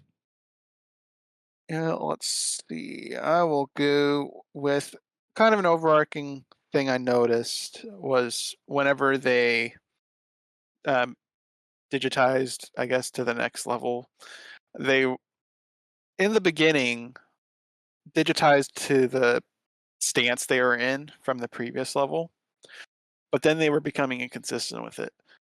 And I think the most egregious one is at the very end, which I'll cover when we get there. But it was bugging me how they were being inconsistent with it. I see. Yeah. I Because the think I Coliseum to understand. the Yes. Jurassic period, they were in the same pose, right? Yeah, same pose. Okay. Um, and I don't think that was worked for the Moon Rover one when they transferred from the Moon Rover to the Coliseum. I don't think they were in the same poses. no, they weren't sitting. So my issue with it was that they were inconsistent with the rules of them Well, no, they spawning. Were they well they were sitting? standing. No, Yeah. they were standing in the Moon Rover at that point. But my issue is that like Where's- Scooby wasn't in the same stance, nor were the others. Like Holding the they're boxes on but the ground, yeah. yeah. So they were in a different like they were already in different poses. So I don't think they were ever consistent with that as a rule. I could just go to that's Well, Eric's game having a bug. Well, I mean, I don't know if I have. Well, wait, do this. Is your issue that is they're not consistent with them like spawning from the previous level to the new one, or that they spawn the same way in each level? That they aren't consistent with their own rules. So one level could be they digitize the same way from the previous level, and then another level could be completely random nonsense. I Like the water level, we don't really see them spawning, but like they're swimming, but then in the ant world, they'd spawn standing instead of like a swimming pose, for an okay. example. Okay, yeah. I'm looking at different ones now. I see what you're getting at. Yeah, I have an issue with that. It's Yeah, inconsistent. Um, Neat bit of character work that I really like. I love the gang. I love the gang in the Coliseum. I think they did a good character stuff for everybody that's there. Uh, Daphne and Velma, helping trap the lion, and Scooby and Shaggy distracting the gladiators enough to survive long enough. It's very lucky that they happen to get the Scooby snacks in time, but there's pocket needs. But I love the character interactions. I think they did a good job of balancing everybody for level 2. Yeah. yeah. This time through, the funniest bit in this movie to me was Fred going Toro Toro and confusing the lion, and then going to Leo Leo. Leo. Oh I don't yeah, know Yeah, why I found that's that good. funny. it's even I better agree. because in the subtitles for that scene, the lion goes Toro where? Oh, there's a line for the lion. Yes, in the subtitles he goes like, "Huh, who? Toro where?" Oh, he took the Scooby joke. Yeah,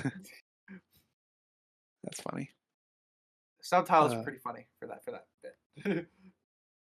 yeah. A thing that bugs me, kind of like the electricity on electricity bit of them dressing up, is when they're dressing up as emperors, I guess, and Yeah, they they just were go behind the curtain referencing and walk everything. out. Yeah. And it just bugged me that they just established that they didn't know what the Colosseum was when they entered here, and it had to be explained by Fred, and I think Velma And might have said Velma something too. and Daphne.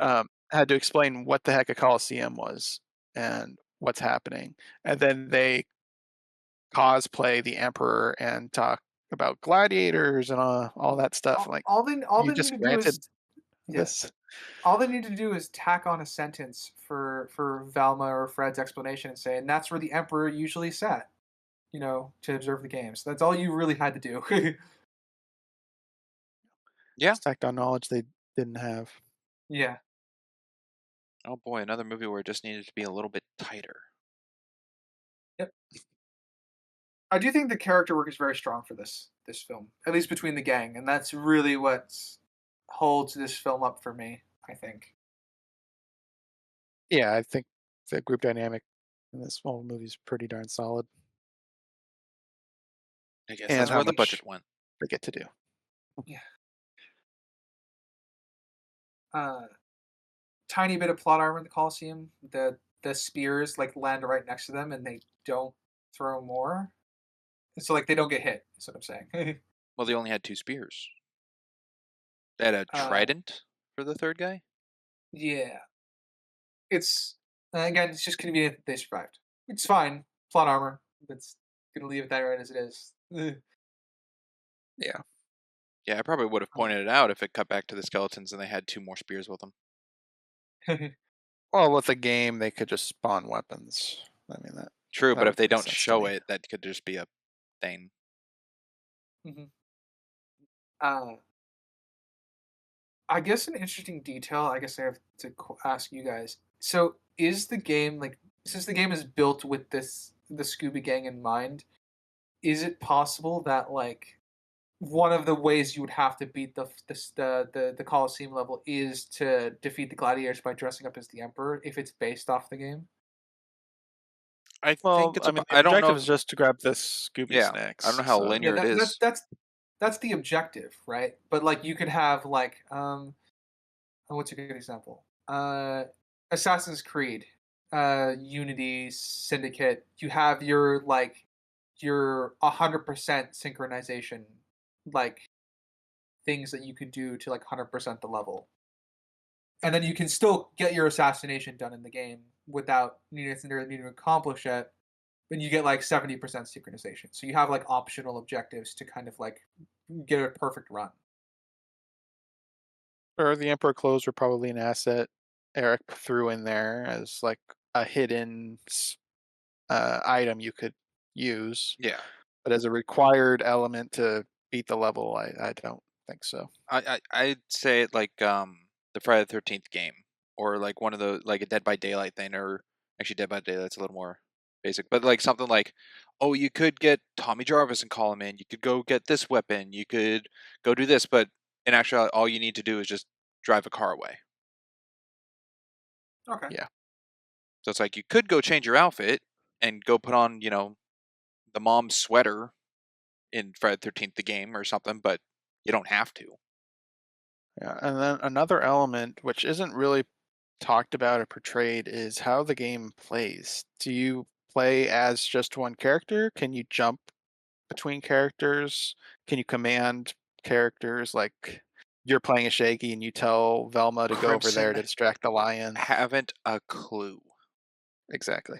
So I can't really theory craft on how the game operates because we don't know how the game is played. Yeah, I would guess it works something like a turn-based RPG because you have 5 characters that you control at the same time. So like, Maybe, but it could also be like yeah, the Marvel Guardians of the Galaxy game where you're only Star Lord, but you kind of like do power moves and other things with the rest of the group. could Yeah, be. team up stuff. Yeah, Uh, my that would be my 2 guesses on how to play the game. I guess would be something akin to that, or it's a turn-based RPG where everyone has like where you're playing 5 characters. They'll have their D&D stat sheet and what they're good at, and then you have them do specific tasks each turn as you try to, keep them from dying to the villains. Kind of like eh, maybe like a roguelike RPG, I guess. Possibly. or like GTA 5 campaign where you can just jump between the characters during Could action, be. right? Or it could So be like a side scroll beat 'em up where each level you choose what character you want to play. precisely. So we don't really get anything We on how we it's got nothing. played. So and we can't even source the real video game this is based on because that doesn't even have the gang in the game, No, really. it's just Just in Scooby the and menu. Shaggy.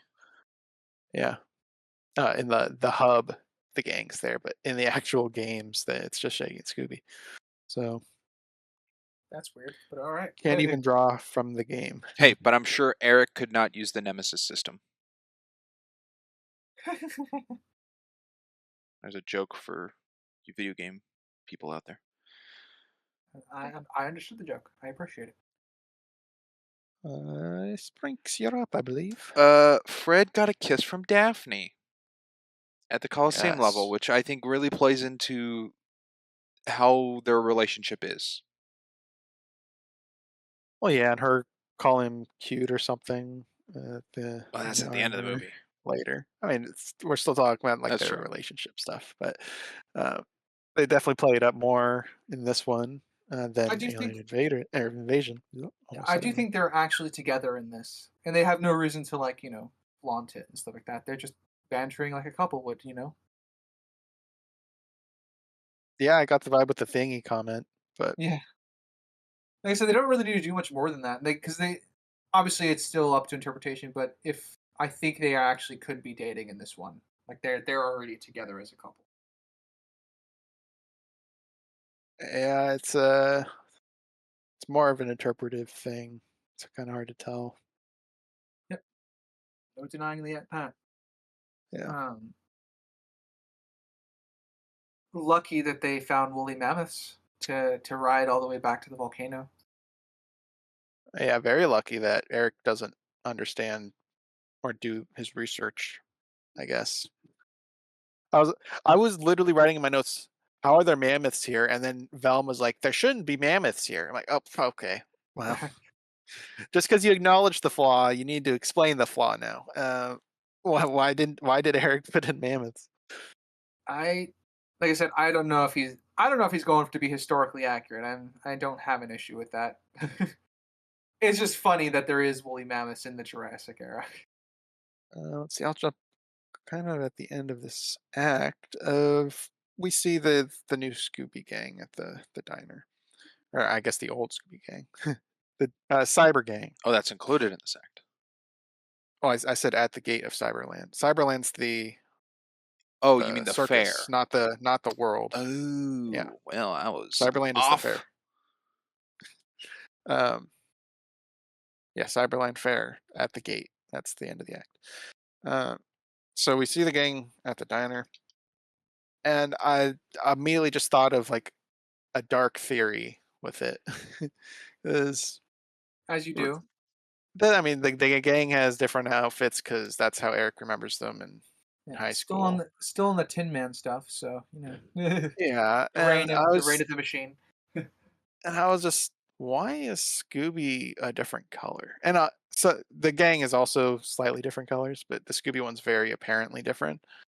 And I was like, is that OG Scooby? And that one died, and they replaced with a new Scooby. Because dogs don't change colors like that. They usually Oh, just get you got gray or way something darker. like that. Yeah, I was like, Oh, wow.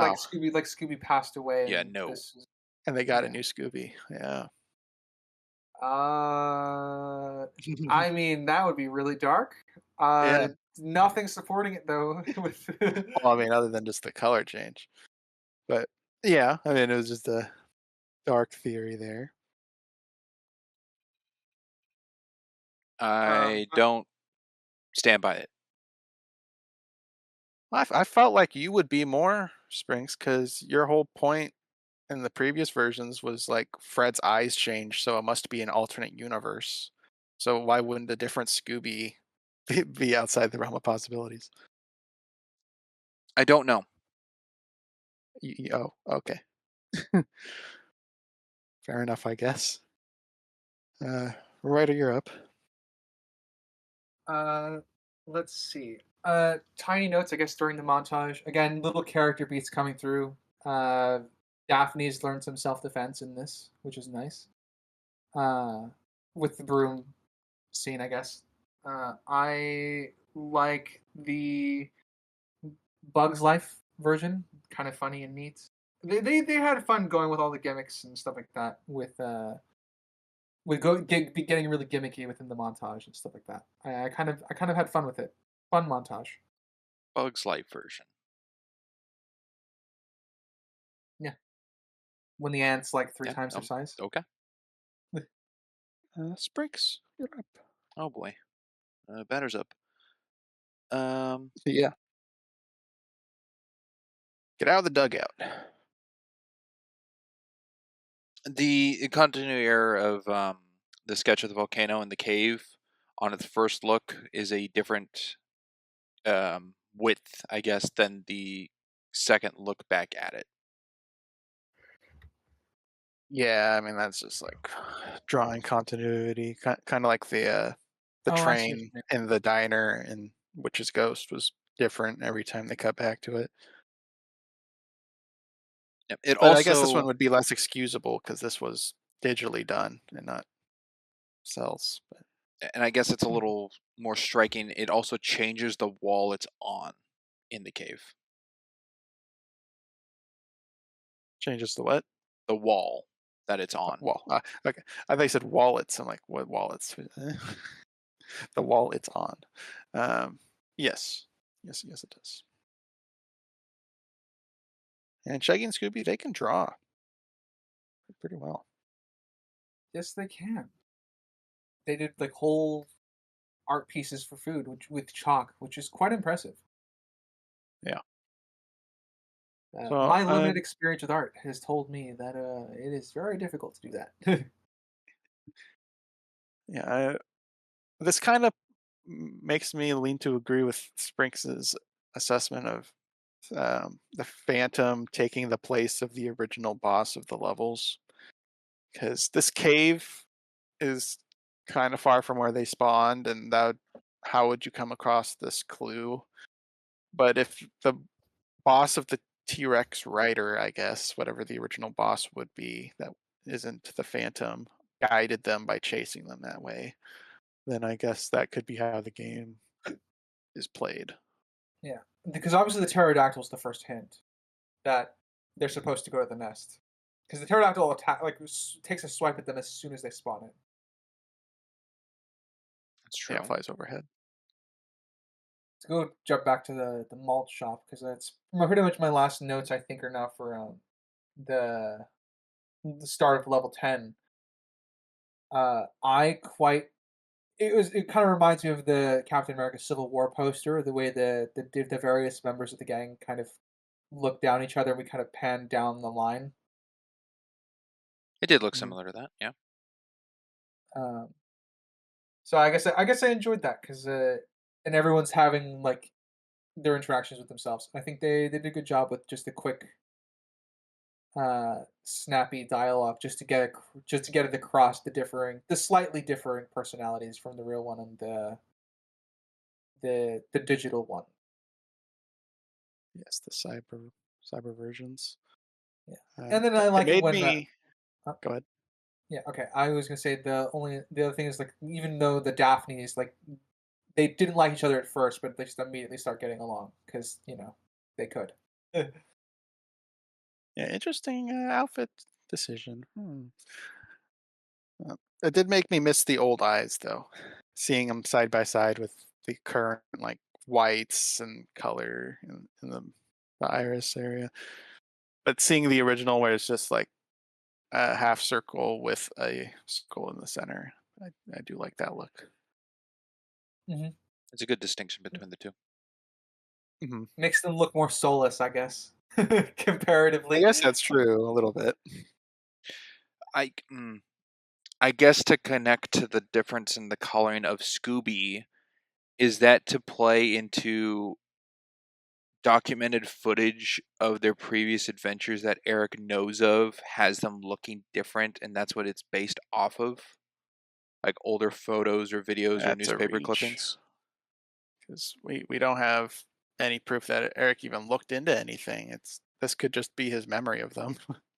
So his memory could be misremembering the His color memory of is they don't Scooby, have the white in their eyes? um, I suppose. But why would their eyes are different shapes too? Why would those be different in photos? Um, so yeah, Okay, could do that. It's just all based off of memory. This is what they look like in high school. I mean, it could yeah. also just be like the difference between like game-made avatars to their real counterparts, like the I mean, he could have uncanny valley stylized stuff we it for always the talk to game. eyes. Yeah, like uncanny valley is always an issue in like games that use like a lot of heavy 3D assets sometimes. So that might be this world's equivalent of that with the, or at least their reference with it with their more dotted eyes. It's also 2001 with games and graphics, right? So having more detail in the eyes could have been more difficult for the game Mhm. because I doubt it's a photorealistic game in 2001. Oh yeah, same. Probably. Um, I had a note and it's gone. Oh, I got it. It's back. What do we think about the levels still running after the gang gets transported out of them? Is that a glitch or is that? Where's the Obviously, it's example for of that? effect. Oh, every single one. Like, the gladiators all swing and missing where Scooby, almost hit.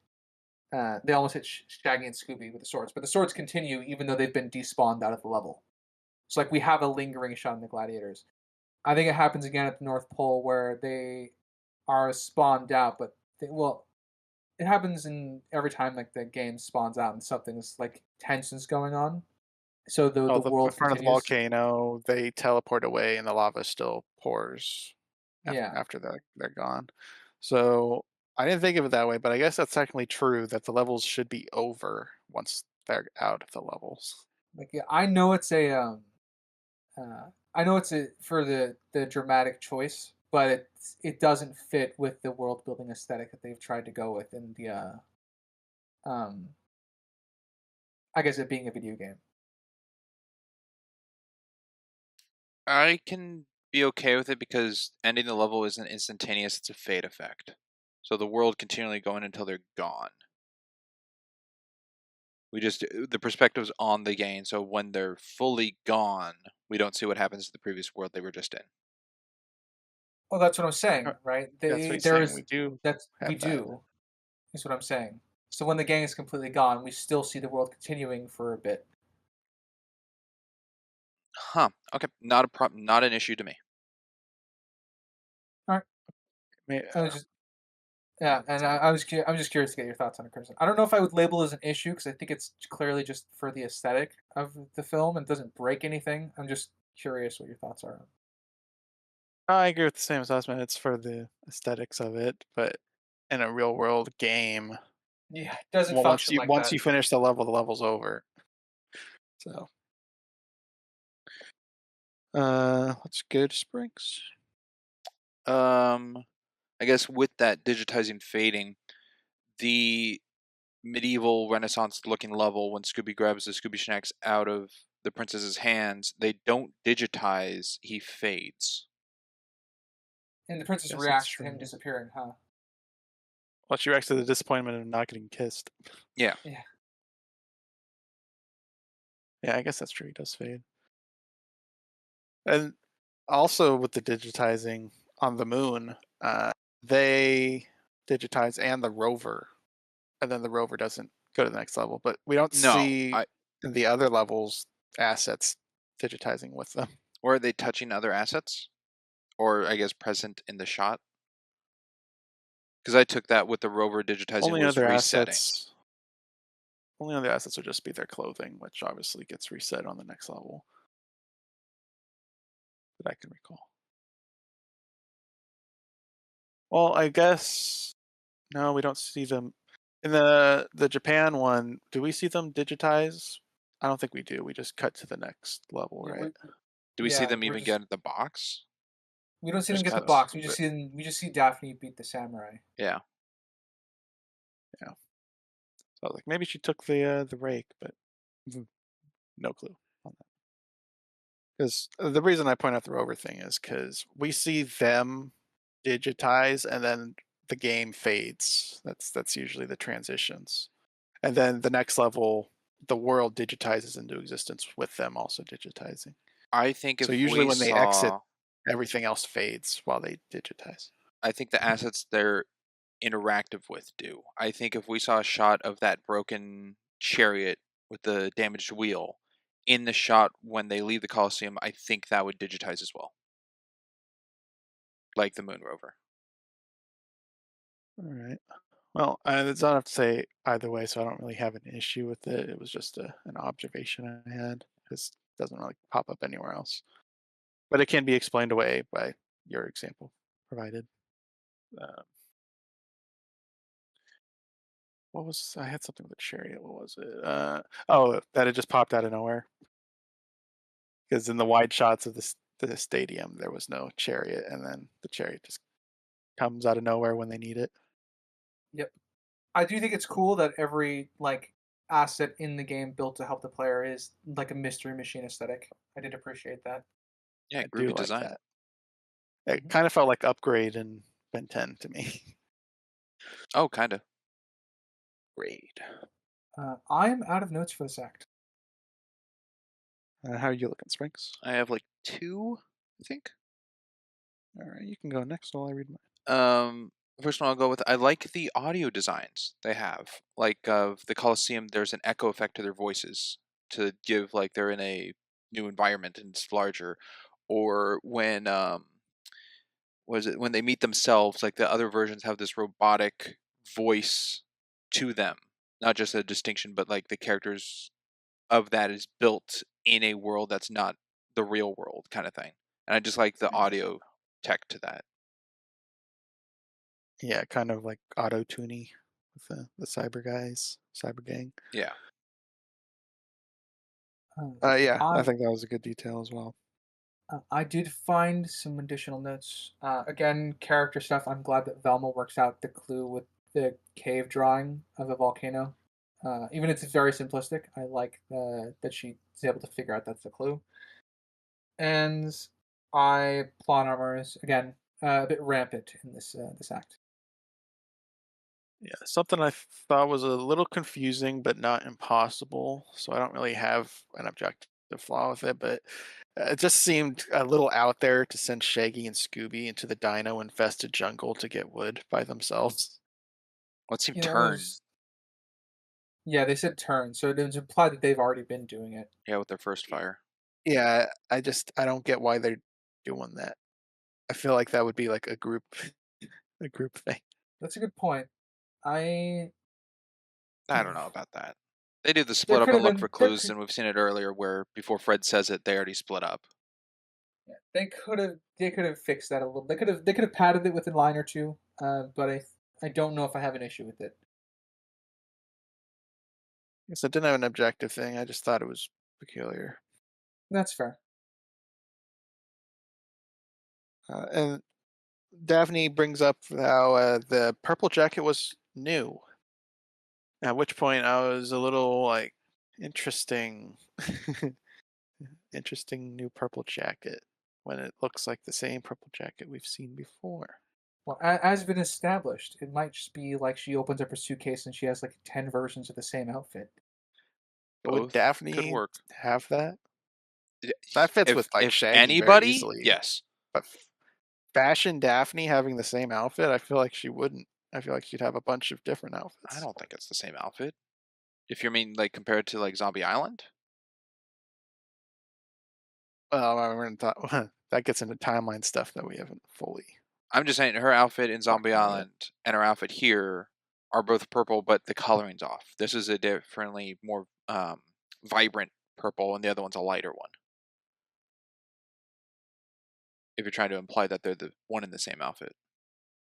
I mean, I'm not even gonna go with color because the coloring in both these movies are different. So they could be the same color, just portrayed different between the two styles. So I wouldn't even go with the color being different as a thing. Um, let's If we're gonna get see. really semantical about this, we can also ask, what is Daphne considered new? Like within a year, or That's also true. I feel like anyone in fashion would say new is new, but I guess we don't know her the way she quantifies it. yeah, I'm being semantical because there's fashion usually, as far as I understand the industry, because I've done some rather strange deep dives in on it for my books and stuff like that. The new is usually considered within like the first 6 months something is introduced because it you have your modeling for the jacket and stuff like that, and that comes out as promotional stuff, and then the jacket starts getting sold, that sort of thing. And then obviously after like 6 months, it stops being new, and then kind of moves in down and like just the into standardized standardized uh wear, I guess, standardized clothes. So Didn't know you were such a fashionista. well, it's I well my mom, growing up, used to watch America's Top Model a lot, and then also What Not to Wear. So I grew up on a lot of those TLC kind of like fashion shows in the background. So some of that knowledge has stayed with me, and the parts that have faded, I usually collect when needed for character work or whatever I happen to be working on as my uh, writing project. Let's see. The skeletons in the Colosseum uh, off because of the dust that's kicked up by Shaggy Where are and the lungs? Scooby. No idea. That Yeah, yes. is Coffin also something I skeletons. wrote. Thank you for bringing that up. I forgot I wrote that one down. Yeah. It's a little thing, not a big issue or anything. Let's see. Sprinks, you had one more, right? Yes. In the mummy level, like the Egyptian level, and they run into a quote unquote jackal in the hallway. Is that a cat god? Is a uh, jackal a cat? Is that what you If it's just to be a said? jackal. You mean like, did the Egyptians consider them to be cat gods, or do you mean Okay, I'll lay it like, down a little thicker. Is Yeah, I this get what an you're saying. identification of Eric knowing their past stories, which could be the zombie island of the cat gods that are ah, allegedly real in that film? I, I, it would be really weird. It's not impossible, but it would be really weird if the people in Louisiana, New Orleans, wherever they were on Skull Island, uh, that it's not Skull Island, but you get what I'm saying. That it'd be really weird if they were worshiping the same gods. It's not impossible, but usually it's hard to find evidence for communities that are very, very far apart like that in the world and find that they're worshiping the same religion. Or at least back Well, then. I feel like the iconography is different. Like there was like a pentagram or something like that in Zombie Island, right? Which is not Egyptian iconography, as far as I'm aware. That's like a pagan thing, right? A little outside of my realm, though. Cool. Did you take it as a reference or No, I just saw it as the two of you on in our coverage of Zombie Island, how set you were on cat gods being the thing, and the question posed of like, how are they connected? That this could be like, oh, that's a cat god. like a reference like that Eric would have made? Yeah, okay. I didn't really take it that way. No. Let's see. We got Super Strong Scooby with the boulder. Oh yeah, Uh, yeah, little yeah. Redfield action. Exactly. I got your reference too. Um, and the pterodactyl I really liked because without Scooby to scale, it didn't look like a big dinosaur. But when Scooby came up on, I was like, wow, I love the sense of scale we have right now. That's cool. Is that the baby wasn't the one that attacked him when they got into the world, right? That was the mom. The mom. Correct. We see the mom circling Is it the then? nest. Yeah. Is it to then show that it by the size of the baby that the mom wasn't as close as it looks like to the gain at the beginning? Then by the size, it should have been much bigger Possibly. if it was in that much of a range to actually attack him. Possibly. Or Eric designing the game didn't change the size of the models for a baby and a grown up pterodactyl. Maybe this could be like the Lost World thing, or you think well, I thought the pterodactyl Maybe was it's a one size, reference. and then highly doubtful. I mean, there's a cave. Crimson, There's highly doubtful. dinosaurs. Yeah, We There's just a need a volcano pocket too. yeah, watch no, in the I cave. love the scene where Fred goes up to Cyber Daphne and goes, we can make a relationship here. We're in a completely different world. Yeah, and there's a volcano too. It was pretty. That would be pretty funny, Syrinx. Fred picking past Daphne over current Daphne in front of her. That would be hilarious. Well, it'd be funny if like the Freds were both hitting on their respective Daphnes for fun. I mean, we've seen Fred ogle at the Hex Girls, so I he's mean, looking at other I don't blame people. him for that one. It'd be funny if the Daphnes changed outfits with each other to test their Freds. That would be pretty great. Yeah. Let's see. Spinks is out. Ryder, you're out, right? Yeah, you ended up stumbling on one of my last ones, which is the coughing skeletons. So 3 strikes, no, buddy. Okay.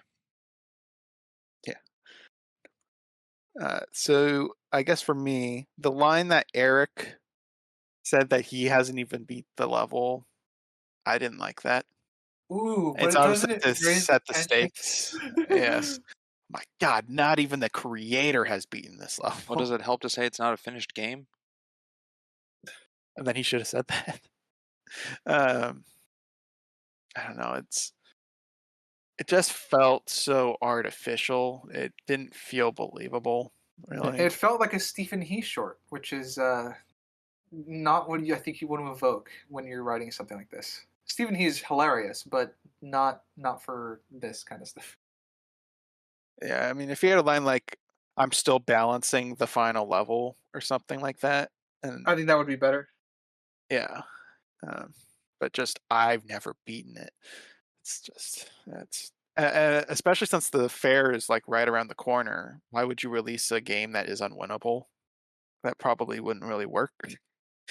So just didn't feel right. It's a tacked on stake there. Oh, that just made me think of something. The gain being physical and the phantom virus being a virus, and how I'm thinking of the theory of the virus takes over the villain of each level, and that's why he's like in that form.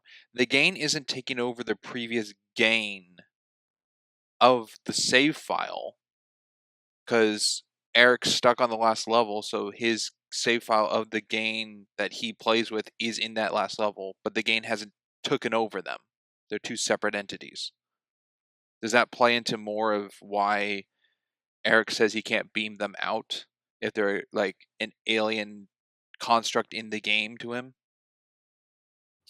No, but it certainly breaks the world building a bit more. And that was a problem I was going to bring up in Act 3, but might as well touch on it, is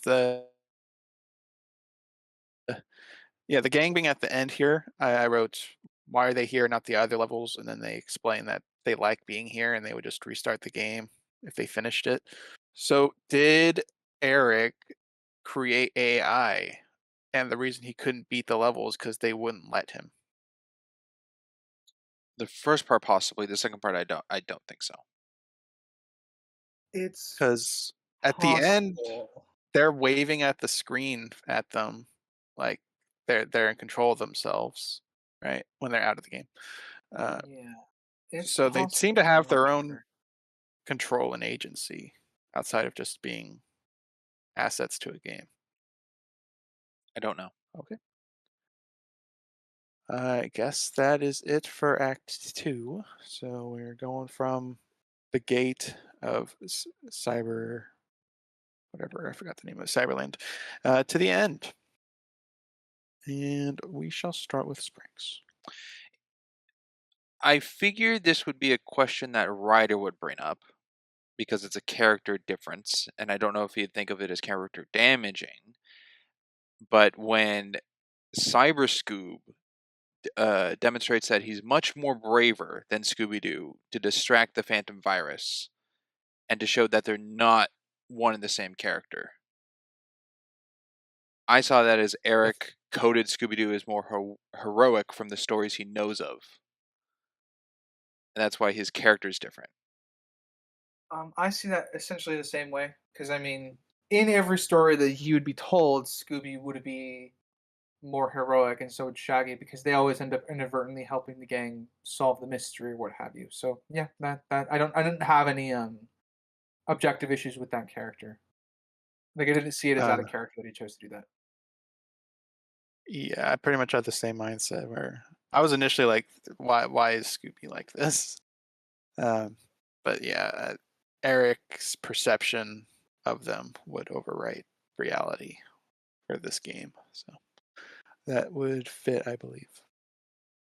Cool. Like even like Daphne's a bit exaggerated in this game about her Being fashion. self-absorbed, kind of Um, like staring in the mirror.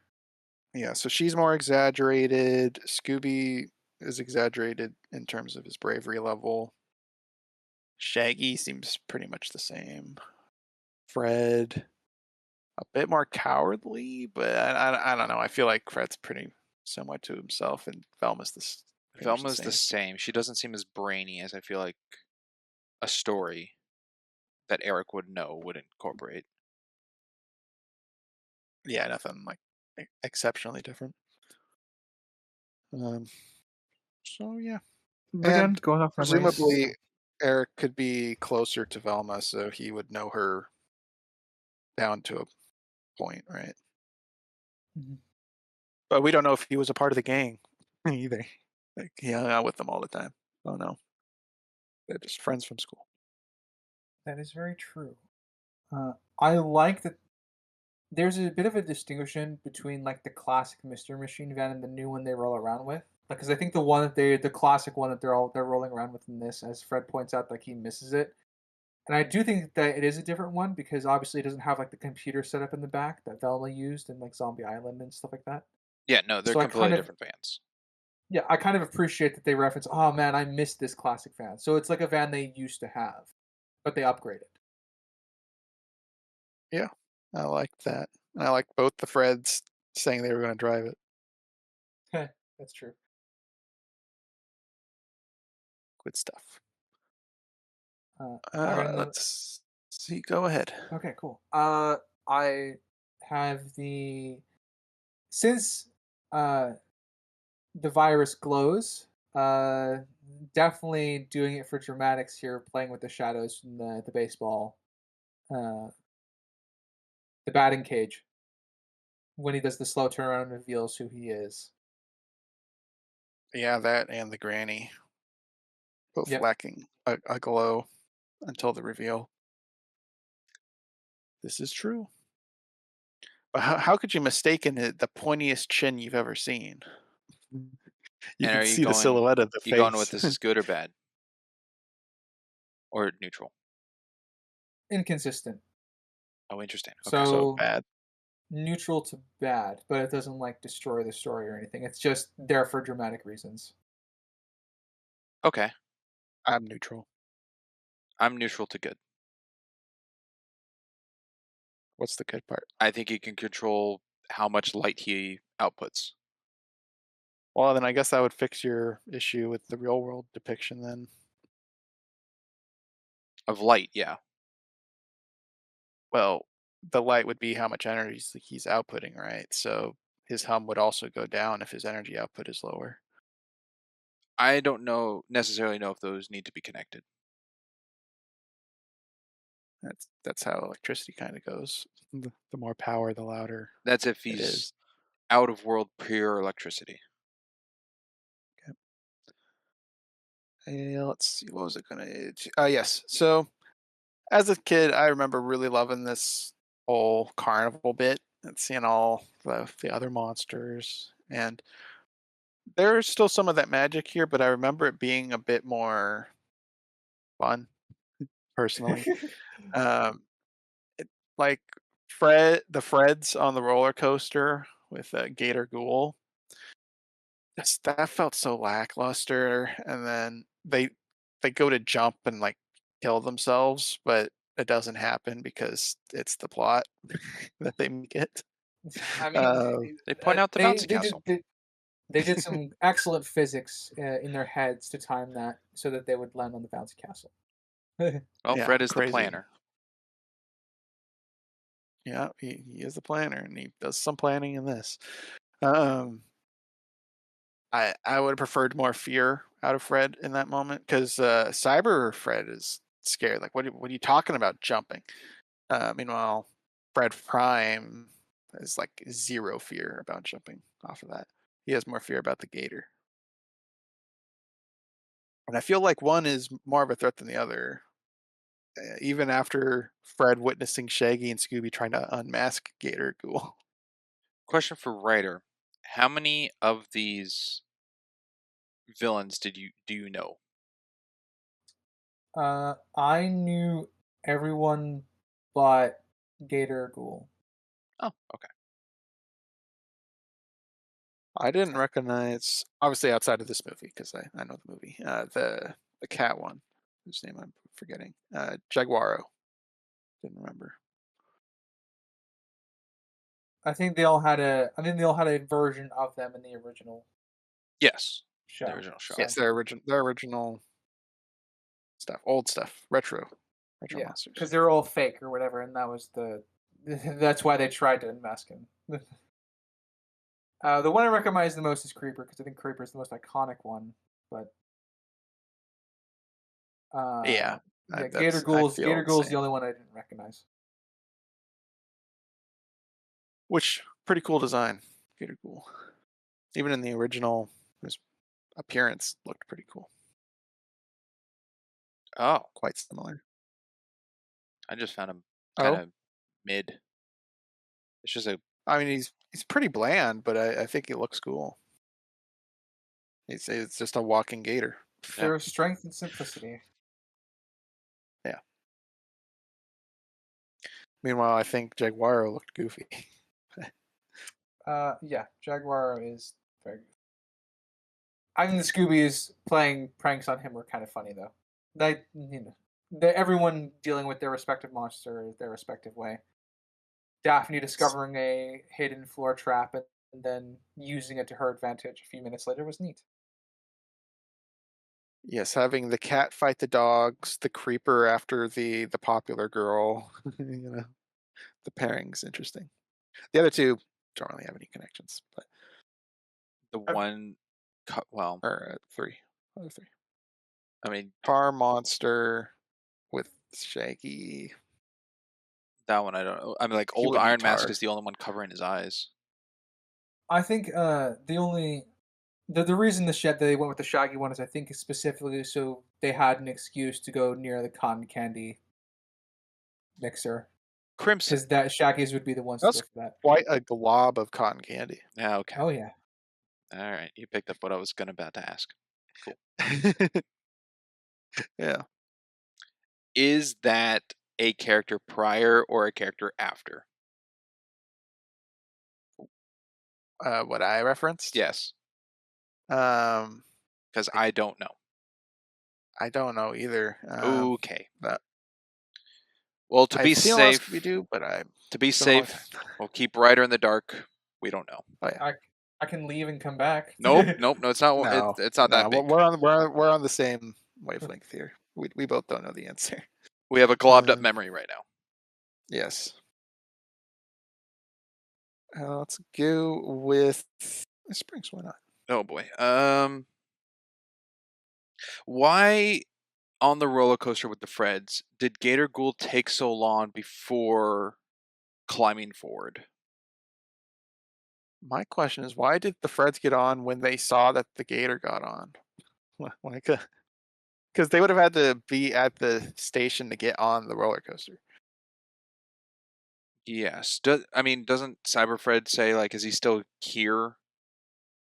Being that they are in the front, it makes more sense that they didn't see, I guess, when the latch bars came down or something for the roller coaster to start. And by the start, to jump off, there's no place to land. But I just don't know why Gator Ghoul waited till they turned around before their incline to then go after them. Unless it was taken in like, oh, I got you trapped, and that's why I roared, like in joy or something. Did it climb up the back or was it on the last one? I don't It was remember in the distinctly. last seat, and it leans forward and starts crawling on top. So it was treated as if it was sitting in the seat and not climbing behind I the don't seat. know. I don't know if it's sitting in the seat or it's standing in the back seat. If it's comfortable on the back seat, then yeah, I agree. But if it's kind of angled to where it looked like it climbed up from the back, then I don't have an issue with it. Some quick, I guess, plot armor stuff. Obviously, whenever the Fred's jumping off the roller coaster, we have the Velmas tripping over each other and somehow tripping over the what's his face? Reaper. Creeper. No, it's not Creeper. It was the Oh, one that came in on the sea. old Iron Mask. Iron Face. Iron Face, yeah. And then they incidentally trip Iron Face into the waxing thing. So plot armor for them. Uh, bit of plot armor for the Freds and Scooby as the Shaggies just run right into Gator Ghoul. Gator Gruel and keep running. So there's a lot of plot armor that's riddled throughout the chase sequences, even though even though it's fun, just have to note it down. Yeah, I mean, like the Shaggy's slam hammers into a goop monster, so Yeah. you wouldn't think it would really matter in sense of feeling it, but Oh, for the it's Tar a cartoon. Monster? Yeah, Okay. Yeah, they stub I its don't know. feet. Yeah, they should have given that to a more physical monster. Yeah, yes. The But who knows? Daphne is Maybe it's also messing with got a the bunch of classic. nerfs. Yeah, the Daphne is messing with a bunch of classical photography stuff was pretty funny. Yeah. What would I have? A photo bomb.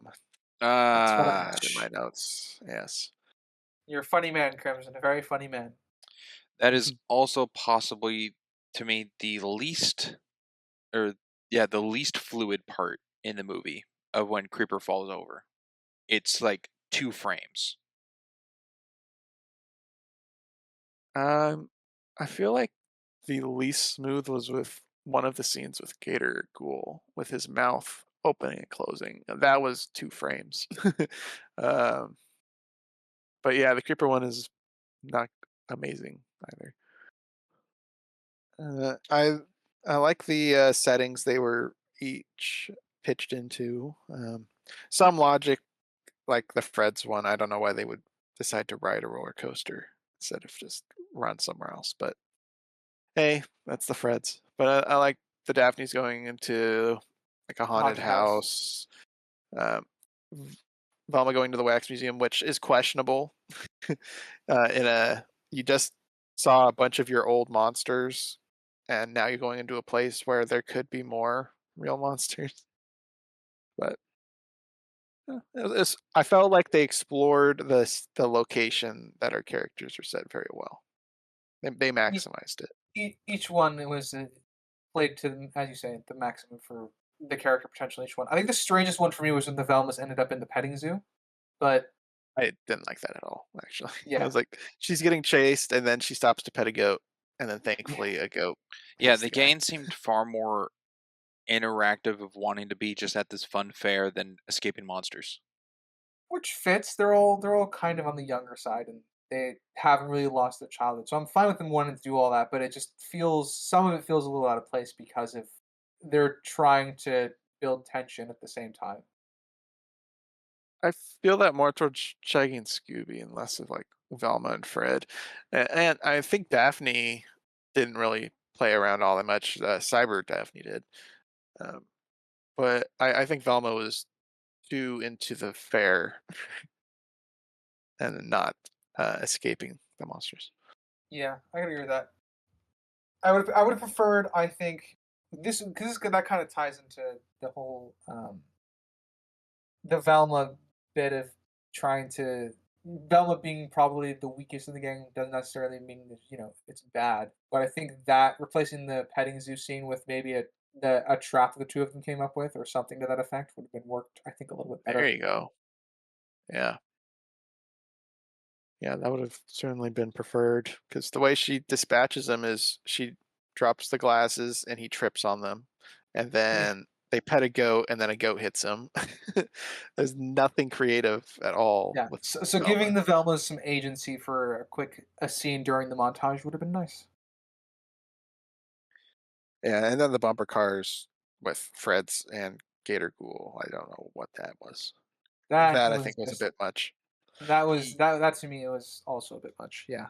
It was But by funny, the I look think, of the but bumper cars, is that designed in the game because the looks are based off of the characters? Like that's the I Mystery think Machine logo on the bumper, and Gator Ghoul has his like own personalized one. So is that like in the game how you defeat Gator Ghoul? I mean, it's possible, but it goes back to our earlier discussion of we don't know how this game is played. yeah, like I said, I think everything here is interactable because they're designed. Everything here is supposed to help you with the monsters, like find traps for them and what have you, so you can get to the Scooby snacks. But I don't know like how permanent some of those traps are supposed to be. How one would go about actually beating the monsters. Is there a clean way to do it? Is there a like you just the stun like with the wax machine? I'm not sure. It's too open for me to interpret the game mechanics for this end bit. Okay, I just think the bumper cars are one to be used above anything else because that's the only one with the look, like the Moon Rover or the Chariot. Like the roller coaster or Yeah, the log flume, none of those are outfitted to look like the Mystery Machine.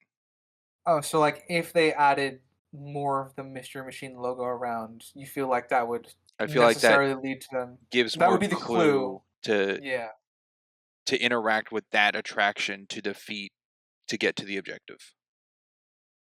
I agree. This is bad game design, Eric. What are you doing? Yeah, he's a scientist, all right. He's not a game guy.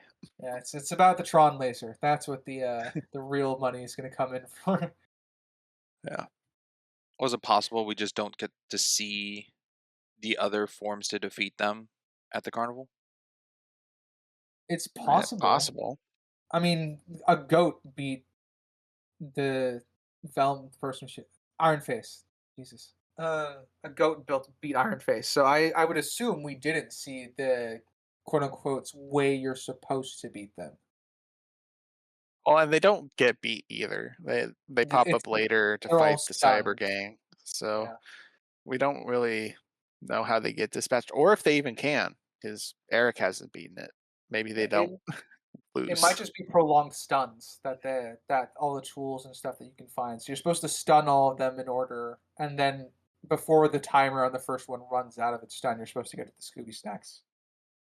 Yeah, maybe they're like, what was it, Mr. X or whatever from Resident Evil 2, where it's just a ongoing enemy force while you're trying to complete your objective, Could be. right? Yeah. Yeah. Don't know. Uh, then there was, let's get into the, I guess, the fight with the Phantom and Fred taking charge, asking for the magnet because he knows Shaggy is too afraid to do it. Also, Walks it's up lucky that she just confidently. happens to notice that there is a magnet, but that's just me. Yeah. Walks up, stuns the Phantom, and then he's standing there for a while. And then we cut back later, and Fred's just takes one step forward and slips and falls. I thought he took a step back, but maybe that he did take a step forward. Could be just He took remembering a wrong. step when he was stationary for a prolonged period of time, just so he could slip. Whatever direction it may be, he stepped for no reason, just so And he that could is slip. and that is plot armor for the virus. Yeah, Because I would have preferred they just like an had arcade essentially machine won. grabbing him from there or something. Because even though the Phantom's body is incapacitated, his powers of controlling other stuff could be in play. But no, he randomly slips. So it's like Zombie Island where he slips and breaks the camera, or loses the camera. That those are I know he was more different. pulled in Zombie Island, but Yeah. It's very much a preferred. Uh, what's it called? Uh, it's to drag the scene out longer because that's what I recognize it as. It's simply a tool, and it's a very weak tool to kind of give the villain a longer fighting chance because if the scene played out as normal and Fred just remained standing where he was, Scooby gets the snacks, they win, and that's the end. yep, yep. Magnet's just so strong. It's a hard counter It to really is a to hard Phantom counter. Virus. Yeah, I kind of hinted at it earlier with like the digitizing, spawning being inconsistent. I think the most egregious one is the final one where they get beamed from the dock. Their order is different. All the other times they might have been in different poses, but they were in the same Yeah, sequence. But Scooby, Shaggy, and going down the line. Yeah. yeah, but at the end it was Scooby, Shaggy, Fred, Daphne, Velma, and then they got beamed back to the real world, and then it was Scooby, Shaggy, Velma, Daphne, Fred. Completely different order. So that was inconsistent. Didn't catch it. It's minor annoyance, but I agree. Drink syrup. Um, the carousel that the Scoobies hide on for Jaguaro. Are there two empty poles stationed that way for them to hide, or did the two Scoobies remove whatever animal was there for them to hide on? I wrote "Where's the horses" on my notes, so I also wrote where did the red collar go because the red collar disappears. oh, Oh, I missed that. They both have a blue collar as the carousel's turning for a shot.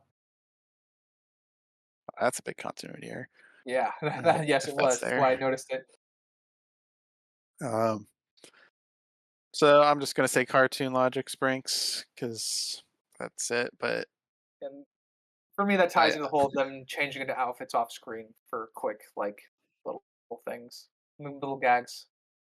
because you don't see any other spots in the carousel with missing animals on the post, so it's not like a every third animal there's a post or something. It's just a one they happen to be is vacant. okay. Or That's how Eric designed it, which I would think would be dumb, but who knows? A writer.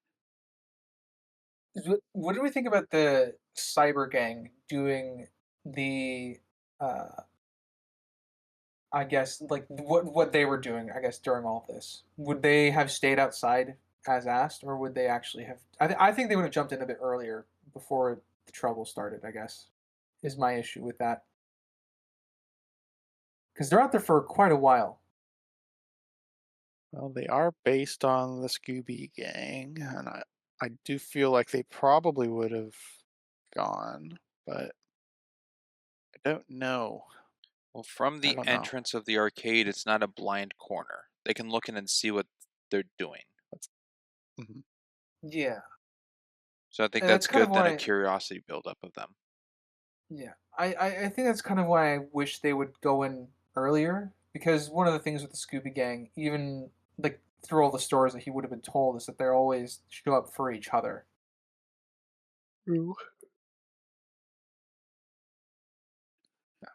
And having Cyber Scooby go in there while the others run off and get chased. Yes. Mhm. So I mean, they had a purpose, I guess. They kept the monsters away. A little lackluster. Mhm. It's yeah, it's just a little bit lackluster, I guess. I since they were working so well like beforehand. I guess I wanted them to do something more. I guess this is more a subjective thing because I can't really think of what I want them to do other than just keep the other monsters busy still. Well, what would have been really cool is if they go in the tent and the Phantom controls them because they're NPCs. Like he controls the bad guy assets. He tells the skeletons or the moon astronaut bad guys. He kind of commands the NPCs to attack them. So it'd be cool if Hmm. he controlled the cyber gang. That would have been kind of cool. That Would have would be been different. interesting and different. Yeah, it would be different. Now I'm missing. I'm wanting that. There would be some really cool interactions. Some cool interactions, some good tension. Like, would Possibly, but they be paired up with themselves, or would you have like Daphne fighting Fred and have stuff come from That there? would be I don't. funny gimmicks to play around with, but I don't know. Obviously, because we don't get that. It's not in there. Yeah. I think I would have been fine with that if they completely changed the Phantom Virus's stuff. Because I think adding that now would make them far too powerful and confusing. Yeah, because then why couldn't he control the mammoths? In level two, to Yeah. prevent them from going to the volcano. I think that introduces too many It problems. seems what they've established is he takes over the main villain of that level and can direct the enemy characters or NPCs in that said level. But the neutral NPCs or the good guys he can't control. Well, I like to throw, at least for me, the him taking over the bosses. I still see as a hypothetical because the bosses could just be the lion, the T Rex, the polar bear. Um, there doesn't have to be a figure sitting on them. So You don't think the dinosaur level he took over another pterodactyl? Like he's not embodying Jonathan Jacobo or something? no, No. no, I don't think so. So to me, it's still just a theory. I don't think it's actually been proven in this movie that he's taken over a boss. But I like it as a theory. It would have been interesting then if Eric to make the final level like harder rather than, five old villains and then the five gain, it's actually six old villains. And the Phantom Virus is just Hmm. one of those. Yeah, that Yeah, would and be. he points out, "Hey, where's I don't know, 1,000-volt ghost?" And then it's Yeah, the but it virus. doesn't cut back to them observing. Yeah. Yeah. Your timestamp for the two collars in different Scooby, by the way, being blue and like the same stuff, is 5109. Ooh. Uh, Groovy. Uh, so I Yeah, again, that's a big goof. yeah. I think the Phantom again. One of the reasons I'm leaning towards the Phantom not really being like hardcore evil wants to win is just he's clearly just having fun with the gang when he's evil laughing and monologuing while they're kind of feeling trapped. I guess he's not really doing anything. He's just standing there and laughing while making all the arcade machines go chaotic or whatever. And they're not really grabbing onto the gang. They're just scaring the gang. Oh, that's what I brought up in Act 1 when Crimson said, like, he makes them sentient. I think they're just a distraction kind of thing. I don't think they're actually alive. Yeah. I think that kind of lends a little bit more into that is the reason for that is just because Bill's not out to kill anybody. He's just out to, make Eric lose out on his college grant. Yeah, you got the hiccups. That's not good. Yeah, I do. And that's oh, that was gonna be my next point. Is just I don't understand Bill's motive. I feel like it'd be so much easier to just delete the game. If that's his biggest concern. Delete the game. Yeah. He created a virus that can siphon data. So why couldn't he just siphon the save data and just delete the I, game or I can't even something? tell if he wanted the prize money, if that was his motive. Was that his motive? He wanted his He baseball game to win. yeah. Okay. So I guess He so. was upset that Eric got picked over him. That was his Yeah. main motivation. How he's been there longer than Eric has. And then Professor Kaufman was like, "Oh, we're all equal." Yeah. So I guess the money's a bonus, but it was mostly Eric got picked over him. Was his issue with it. So yeah, I don't know what the real motive was. Because creating the virus to scare Eric away just seems like the worst possible idea you could do. A little bit over, uh, not over exaggerated, but It's just not streamlined. It's like the most convoluted plan you could have ever come up with. yeah. I have to create this virus that can then come to life through this machine to scare them away instead of just deleting the game and the backups. Just pretend like there was a problem with the electricity in the computer with the game on it fucking shorted out. Or just place a magnet near the server that has the game and be like, oh, someone left the magnet there. Wiped the drives. I don't know. There's so much he could have done to make his motivations make more sense. Yeah. Well, his motives make sense, just the way he goes through with his plans. That's the thing in question.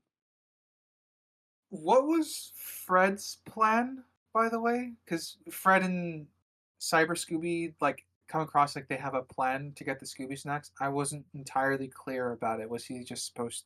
I don't remember what It happens. was. I'm imagining it was him telling Cyber Scooby to be a distraction for Scooby to grab the snacks. That was pretty much Okay. it. Okay. Okay. Yeah. All right. My brain for some reason just forgot that. So I was just asking. That was just a personal knowledge thing. I don't have any issue with it. Little mental blip. Yeah. Uh, so it was kind of touched on in Act One, but not fully elaborated. And we talked pretty heavily in Alien Invasion about this, and that's the suspects. Uh, I don't think they did a good job with the potential bad guy here because you got the professor, which we never really get a motive on. Fred's like, "You want the money," but as an audience, we don't really get any hints that he's a Money bad wants guy. to. Yeah. Um, Eric could be the bad guy, but why? uh, you got Bill, the baseball guy, dropping all the baseball hints, and then you got the security Wembley. guard, Webley, which we've already talked about how weak he is.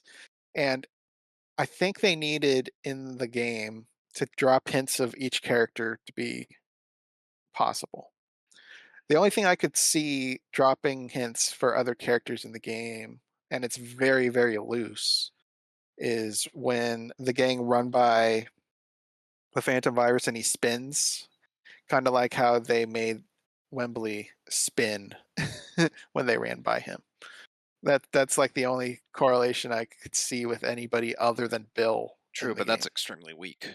I think it was Oh, extraordinarily weak. if Bill put in like NPCs or something. It's like, oh, I based that off of security guard Wembley, and he goes, that looks nothing like me. But in the game, has his mannerisms or something. Yeah. So I think they did an extremely, extremely weak job for the mystery of this movie. Yeah, for me the point of this film, funny enough, didn't come across like it was the mystery. It was surviving the game. So I felt like if they had added more mystery elements, as you kind of pointed out, of them going along to figure out um, who was responsible, and they picked up other clues of potentially who could be. Like maybe there was a character that was inspired by the security guard in a as a villain in one of the levels, um, or things like that that led them to start gathering clues and trying to put stuff together. Um, I think that would have helped. I think otherwise it's mostly okay, even though it's not necessarily mystery attributed. Because I'm not sure that like this is weird to explain. I'm not sure it's an objective issue. I I feel like it kind of is. If I'm like I said, I'm not well, it sure. is a mystery. I can be That convinced that it's an objective issue. I'm not 100% there yet. what do you feel in Springs? I'm leaning with Other Ryder that it's not an objective issue. It's just different from other Scooby-Doo like stories or mysteries. This one I think is laid on very thick of like who it's aiming to with all the baseball references and whatnot. And it's not like the other ones where it's like revealed at the end or like in the third act about like a backstory or connection or kind of thing. I mean, the backstory has been a thing in these films, but this one is kind of like the beginning of the film of like the previous night event, and not a backstory to like why Bill's a bad guy. Like it doesn't cut to the CB tone of like Kaufman thanking Eric and then Bill's all jealous or something. Like it doesn't do that in the third act. So I think it's just feeling and tone is different comparatively, but I don't think that makes it bad of a mystery of what they're going with. I mean, It's definitely weaker. they had to have Fred give every character motive because they themselves didn't provide anything. If you had me guess why Wembley was a suspect, I wouldn't have been able to give the same answer Fred said. Like it's just they didn't Yeah, build up these th- suspects. I agree. Them not building up the suspects is the problem because Fred ascribes to them the character the issue, I guess, of what their motive is supposed to be. The part for me that's subjective, I guess, I'm just making sure I'm on the same page with you. I'm just the part for me that's subjective is that I didn't necessarily need there to be more than one suspect. The issue for me is that they forced character traits upon them to in order to make them subjects. It's like to give the detective something a quick list of traits to go down while he's building up to the reveal. Is the difference with this one that there's no twist? Could that be a difference that we're seeing? I mean, Yeah, I guess there's no. I mean, the virus is a real monster, I guess, Well, yes, but like but there's no twist. In a Scooby Doo Yeah, story, the villain is whoever's in the costume, and you take off the mask, and that's who it is underneath. This one, I mean, Zombie Island is there is no mask. I mean, they're all real zombies, but it's like who's controlling them is found in the third act, and then like the aliens. If you took out the alien masks, you know who's like in control. But the twist is like there's actual aliens as well, or Witch's Ghost is like who is this ghost? And then it's twisted. It's like, oh, it's a different story at the end because of Ravencroft and his connection. It's like there's this twist in this movie. There doesn't seem to be one. It's pretty like beeline that, hey, Bill, the baseball guy, made the baseball referencing ghost or virus. yeah. The fact that they deduced that the virus was man-made right at the get-go and assuming someone was behind it instead of just assuming it was a monster kind of undercuts any Yeah. potential twist. Like if they want a Because if they twist, thought the virus have was a the real monster, then the reveal of someone being behind it would be the twist, yeah. If they right? want some crazy twist at the end of this one, when they get Bill, have Bill take off his face like it's a mask and he's the virus underneath. Fooled It's like, you. oh, flip it. Looks like you struck out this time. Yeah, that could also answer why the virus we never see the virus go back into the game if there's two versions of the virus. Be a very different ending. Yes, it would. Mm. Yeah, this one of the 4 movies doesn't have a twist, Yeah, and it doesn't necessarily have to have one. which I think I leans mean- into what Ryder's saying. It's not an objective flaw. It's just possibly a It just subjective dampener. Yeah. Well, the flaw I'm bringing up isn't the fact that it doesn't have a twist. It didn't build up the suspects. Yeah, I think I agree with. Now that I understand what you're trying to say, my issue is more related to that scene than it is with the actual film, because the scene pretends like everybody was a suspect the entire time, right? When your issue is that obviously that they weren't. They even Outside halfway of- through the viewing point when everyone's watching the game, Wembley's red herring esque about him just drops. I think it's the way his like mannerisms are, or the act, or like the way they wrote his lines or something. But it just to me portrayed like he's no longer a suspect by the way he's acting around the situation. Comparatively, when we get introduced to him and he's being all sneaky and creepy around the campus. And he could be acting in air quotes if he was actually the bad guy, because I mean, Bill did the same thing where he pretended to be concerned. But I get the point you're trying to make with that.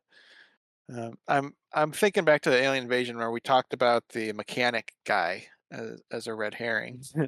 Like they didn't properly build him up either. They just chucked him in there as a candidate. And I feel like they did that with all the suspects in here. They just chucked them in here as candidates and didn't build them up as actual suspects. I think what makes what the aspect of this what I do think is an objective flaw worse is because they do it all in the final scene. Like you had no outside of Wibbly, the security guard who had a scene before that with who had some red herring scenes. You don't really get anything to think the others are suspicious at all. Is what I guess we're getting at. I think we're on the same page, Crimson. At least what constitutes as the objective flaw part of this. I think so. 'Cause, I mean, even like the professor, I think has 0. Fred's reason was he wanted the money, but they didn't build that up either. Yeah, Because it Like I was said- like a reward for the participants, and he wasn't even participating. It was Bill and Eric participating. So yeah. I can agree with that. Like, it feels like they just needed to give everyone a motive just to make the reveal scene cooler. That's kind of what it comes across to me as, and that is the heart of my objective flaw here.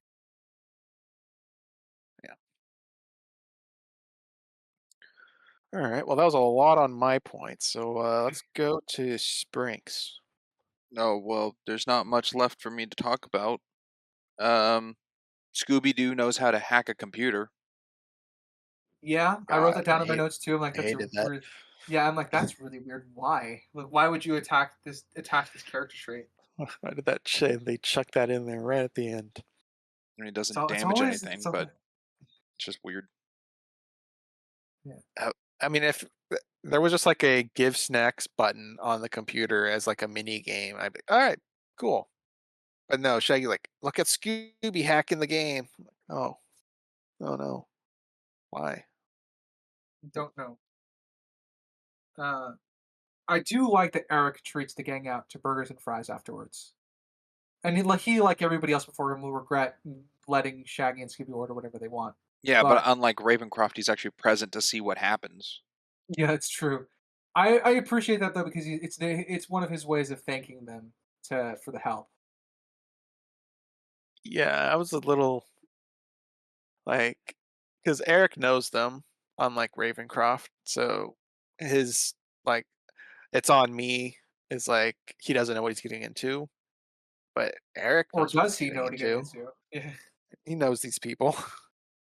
So offering, hey, I'll pay for it is while knowing these guys is quite After bold. after the cafeteria scene where Shaggy and Scooby quote unquote eat all the food, when they're like, "Oh yeah, eat as much as you want," when Eric responds, and they just go, "Oh yeah, just 2 more cheeseburgers." Like, are Yeah, they pacing themselves? I I wrote on that in particular was that they treat Eric differently than they did with um, Ravencroft because they know him as a friend, so they don't want to bankrupt him. Oh, I I see. guess. So I guess they're just more scummy towards strangers. They were more inconsiderate But to Ravencroft. Okay. yes, Yeah, that's but it was my way also of very looking at it. obvious that the owner of the restaurant was only encouraging them the entire time. So That's also true. This diner doesn't have any work staff we see whatsoever. that's true. Mhm. I appreciate, I guess, the how quick the goodbye is with the cyber gang. Um, Yeah, we don't it's need some short. ET goodbye. Yeah, we didn't need something elaborate. I think it's simple, short, and direct. And there again, there's some strength and simplicity. Yeah. It's a bit gimmicky when you have the strikeout scene blaring behind Bill as he gets cuffed by the security guard. Oh, just comical. Yeah, exactly. It's just comedy beat. My objective issue is the TV is turned off in the next scene with the TV behind him still. True. And the door is locked for I think reasons. it's okay that it's turned off in the next thing for someone to turn off the TV. I think it's weirder that they're watching Eric's game via his computer the whole time and someone changed the input to go to Bill's screen for baseball. And evidently the lab door is locked from the outside, which is Yeah. fine, I think, but it's still a little lucky. I guess Is so. it? Well, Wembley doesn't have to That's be the weird. only security guard, but Well, I it mean, is he can't get odd. through the door because it's locked, right? Yeah, yeah. Bill So tries to get out, but it's locked. yeah, I assume it would work like any other lock, which is when you get outside, you turn a key to lock it or punch in a keypad or whatever. But it's weird that it's locked from the inside. Like he can't get out. Precisely. So strange. Sprinks, you said you were running low. Does that mean 1, 2, 0? All I really have is the after credit scene. Okay. Ryder, what about you? I'm skimming. I could probably pull out one or two more, but I can talk about the after credit scene too. All right, why not? Let's talk about the after credit scenes. Sprinks, you can open with it. Okay. So Cyber Chase was a movie and a made movie with these characters. Like it was staged. Is that what they're answering with? This Oh, screamed Magic School Bus because Magic School Bus had stuff where like fans, air quotes, in the real world call in Miss Frizzle to ask questions about how the episode went, and this is what this felt like. This is yeah. behind the scenes, and I don't. The biggest debate is this in universe or is this just for I don't. audience? The way I they thought it phrase was. it, because they go, my favorite scene in Scooby-Doo in the Cyber Chase. So I'm like, it's a Yeah, done made thing in this world to them. Unless we're saying like this is tacked on. not a in-world situation, but like a movie they created thing. If we're trying to ground it in universe, yes, the this movie we saw was a movie that they made in universe. Yeah. Yeah, I thought it was grounded in universe at first, with the whole Velma explaining how they got the woolly mammoths before they went to the volcano, and then they kind of continued on, and it's like it was got a little weirder. Like Fred was filming like a gladiator film in the game. Maybe they made back and made machinimas in it. I don't know. It's a very odd scene for sure. I think the crazy thing is this ending confirms that it wasn't a game. So I guess those things that I brought up earlier of like, oh, Eric needs to patch that out, or bugs, or the astronaut suit versus the scuba diving gear. That's a quality production done that the movie they're making did. Yes, but your points would still apply because the because writers it's of this basing to be a one would game. be what they thought Eric would do. So it would still be the same concerns. It would just be within their universe and not our universe. Um, It's very strangely meta that I didn't really get the point of by the end of it still. Because I actually don't like it at all. yeah, I was gonna say because Springs, you're saying like this is like they made a movie in universe or whatever. At least that's kind of what from what Yeah. I understand what you're saying. I didn't get that at all. Oh, I just thought this was a very very bad attempt at them trying to explain like about their previous adventure and then showing us in a meta way that adventure because everything was recorded because it was a scientific lab laptop thing. It's kind of my weird vision or hybrid of it. Yours fits too, but well, I don't know what it's supposed to the be difference I see still. is like the moat monster that they did in Zombie Island. It's like, oh yeah, when we fought the moat monster, that's what they classify it as. They don't they don't say Scooby-Doo in the castle of the moated monster or something. Like they referred to Cyber Chase as the whole movie title, which made me Mhm. go, oh, this is a movie. It also has Fred in the baseball cage, which means he went back into the game. But if it's just a set that they filmed on, then he's just there. I mean, if you want to extrapolate it even further, with them referencing Witch's Ghost, are all these VHS movies just movies in universe? And there's no real monsters? I don't know. That I don't know. Because again, the whole mystery kind of outside is if they're fully connected or not. I will say this: the movie is better without this after credit scene. Yes, it is. It poses way, way too many questions. They cured world hunger. That was neat. Oh, well, yeah. Yeah. So I guess my view on the post-credit scene is I see it like the Magic School Bus. I don't see it as an That's a good in-universe comparison. thing. Um, kind of like in End of Zombie Island with Scooby with the cats. That's kind of just a tack on thing. That's not in universe. Yeah, that's in But some void. That's how I'm viewing this. Even that's though kind it's of not in a void, but yeah. that's I that's how I'm treating it. I think that's a good way to treat it. I've experienced that something before, and I think I'm gonna adopt that one. That's what I'm gonna see this as now. It doesn't make it better. It just makes it gives me it allows me to divorce it from what the film is. Because there's an anime that does something very similar.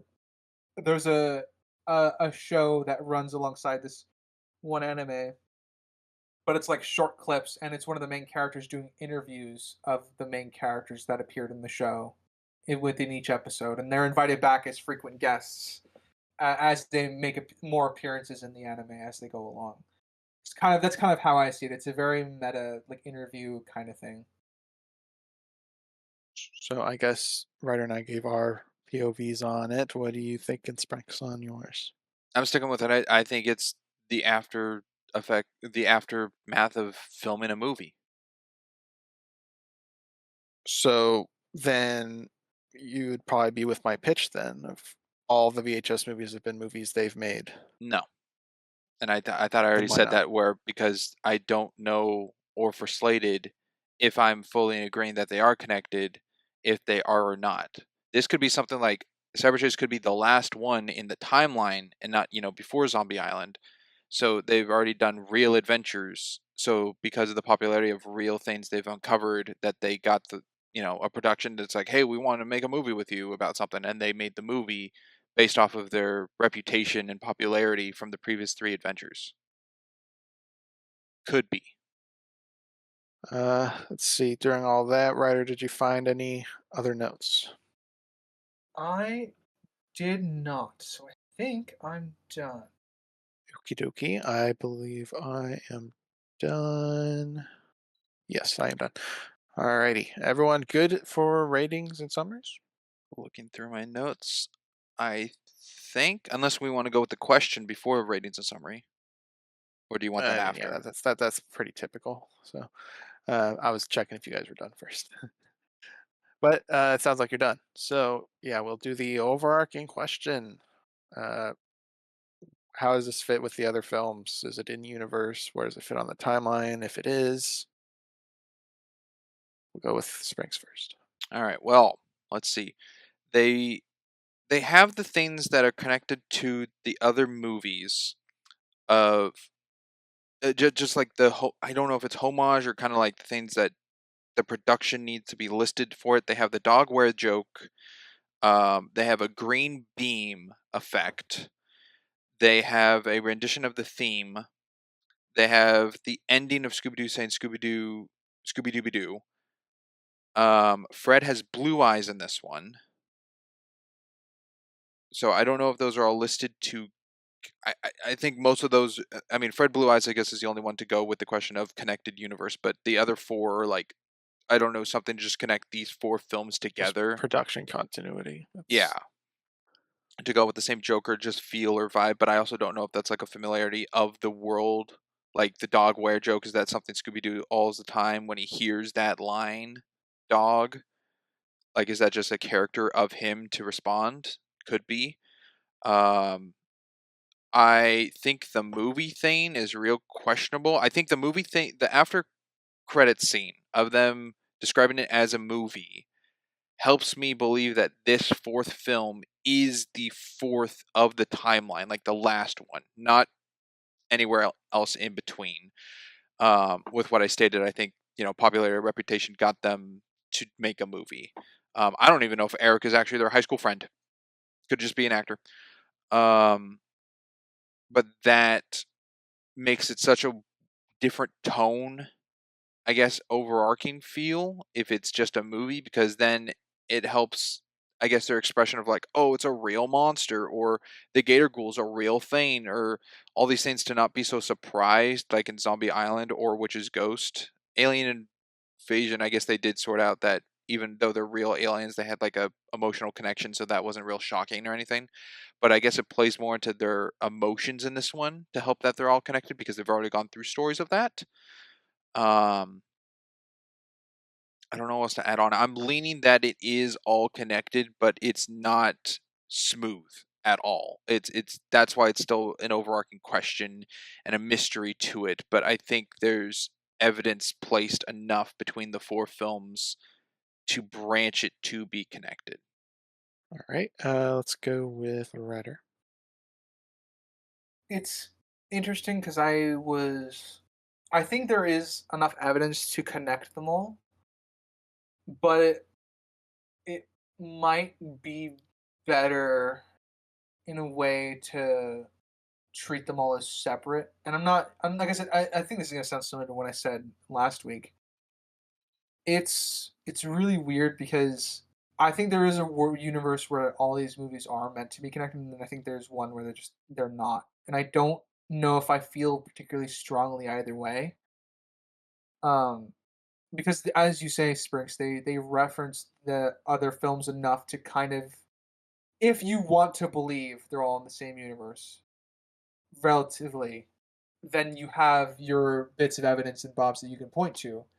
But do you have just as many, I guess, you have just as many reasons, I guess, to look the other way and assume they're not. So unfortunately, I'm very neutral on this. If they were together, I agree. I think this one would come last because I think this is the only time they don't react to like the monsters being real. So it's not an overplayed trope by that point. They just kind of take it in stride. All right. And I guess for me, at this point, I would prefer if they were all separate, but I think there's enough breadcrumbs throughout to establish that they are in the same universe. Uh, the tricky one with Cyber Chase here is I don't know where to put it.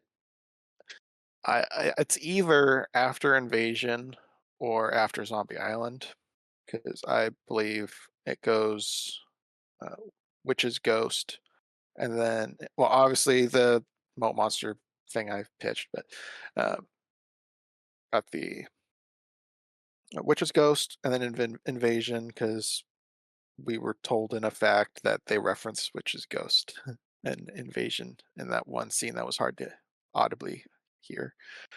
Uh, so I think this would be after that. But what I don't know is if it's past Zombie Island. In this, Fred and Daphne have more of a relationship. There's a kiss involved.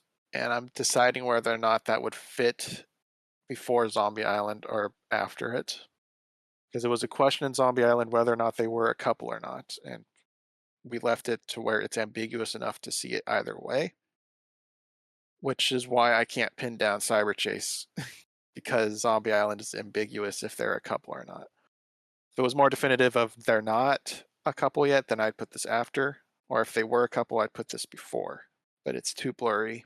I don't know where it belongs.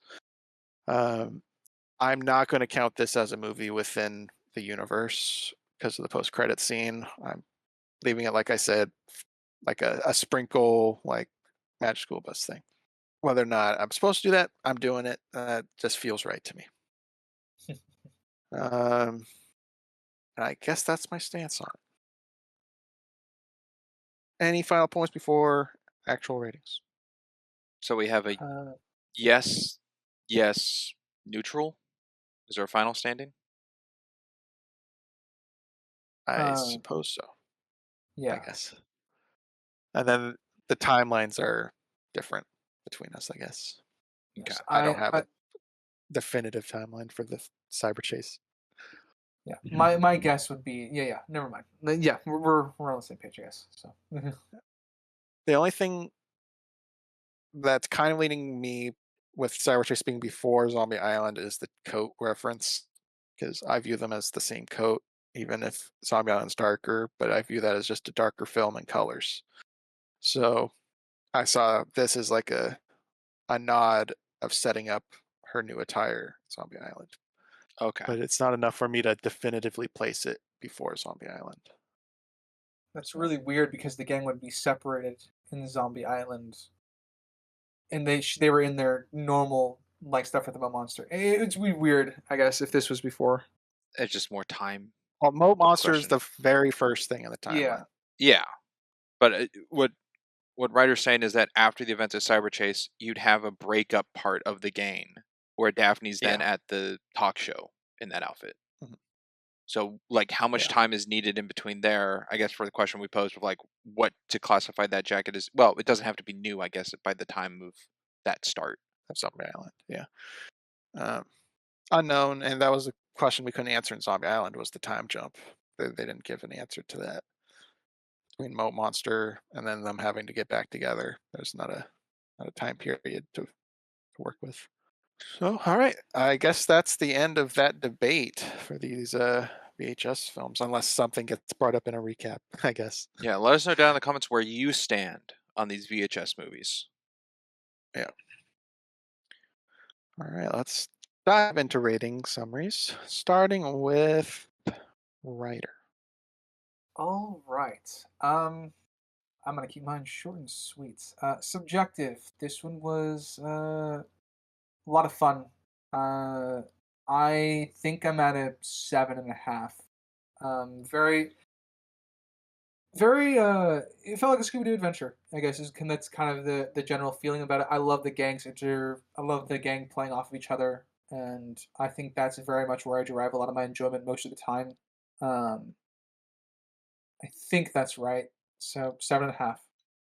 Um, I on the objective scale, um, world building is a mess. We went over the magnets, we went over the virus's abilities, we went over how the game mechanics work, we went over the just the general layout, I guess, of how some of the levels work, some of the glitches, some stuff we can explain away. A lot of it we can't.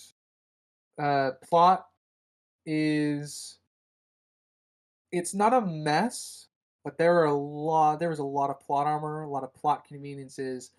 So it feels like a straight line that was kind of if you made a straight line of ink and then you rub the ink all about, so you can still see the line, but it's more of a mess.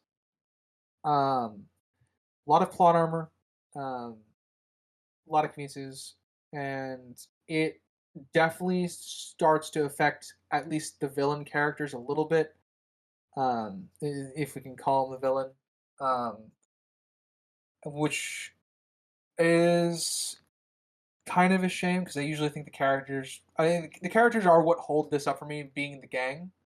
Um, I think every member of the gang does enough to like justify their presence, so I don't have the issue of having to question if whether Daphne should be removed. I think she actually does enough in the film to justify her presence, and that goes with Velma, which I think we all agreed was the weakest as well. But she's not removable. Um, and again, the dynamics of the gang and the way they banter and play off each other and help each other, I think is all wonderful. And introducing the cyber gang as counterparts with slight differences in compared to their normal selves, I think can be explained away by Eric's uh, portrayal of them as like him coding Scooby to be a bit braver. Um, I think that is what holds this film up quite a bit. There's nothing really wrong with the characters. I think the main flaw for a character for me might be that Shaggy's just forgets that he has a magnet in his pocket when it would have been useful at any point when the virus was chasing them. Um, so that's for me is the biggest nick I can think of for a, a main character. Um, I think this ties into the plot actually. Them introducing, I guess, motive through word of mouth from Fred, not really a strong idea. I understand why they're doing it. They're building up the reveal of it being Bill, but it's not so well supported, which is where I derive my objective flaw with it. It didn't necessarily need other red herrings. It could be just a straightforward mystery, but because they added that scene, that feels kind of superfluous and unnecessary.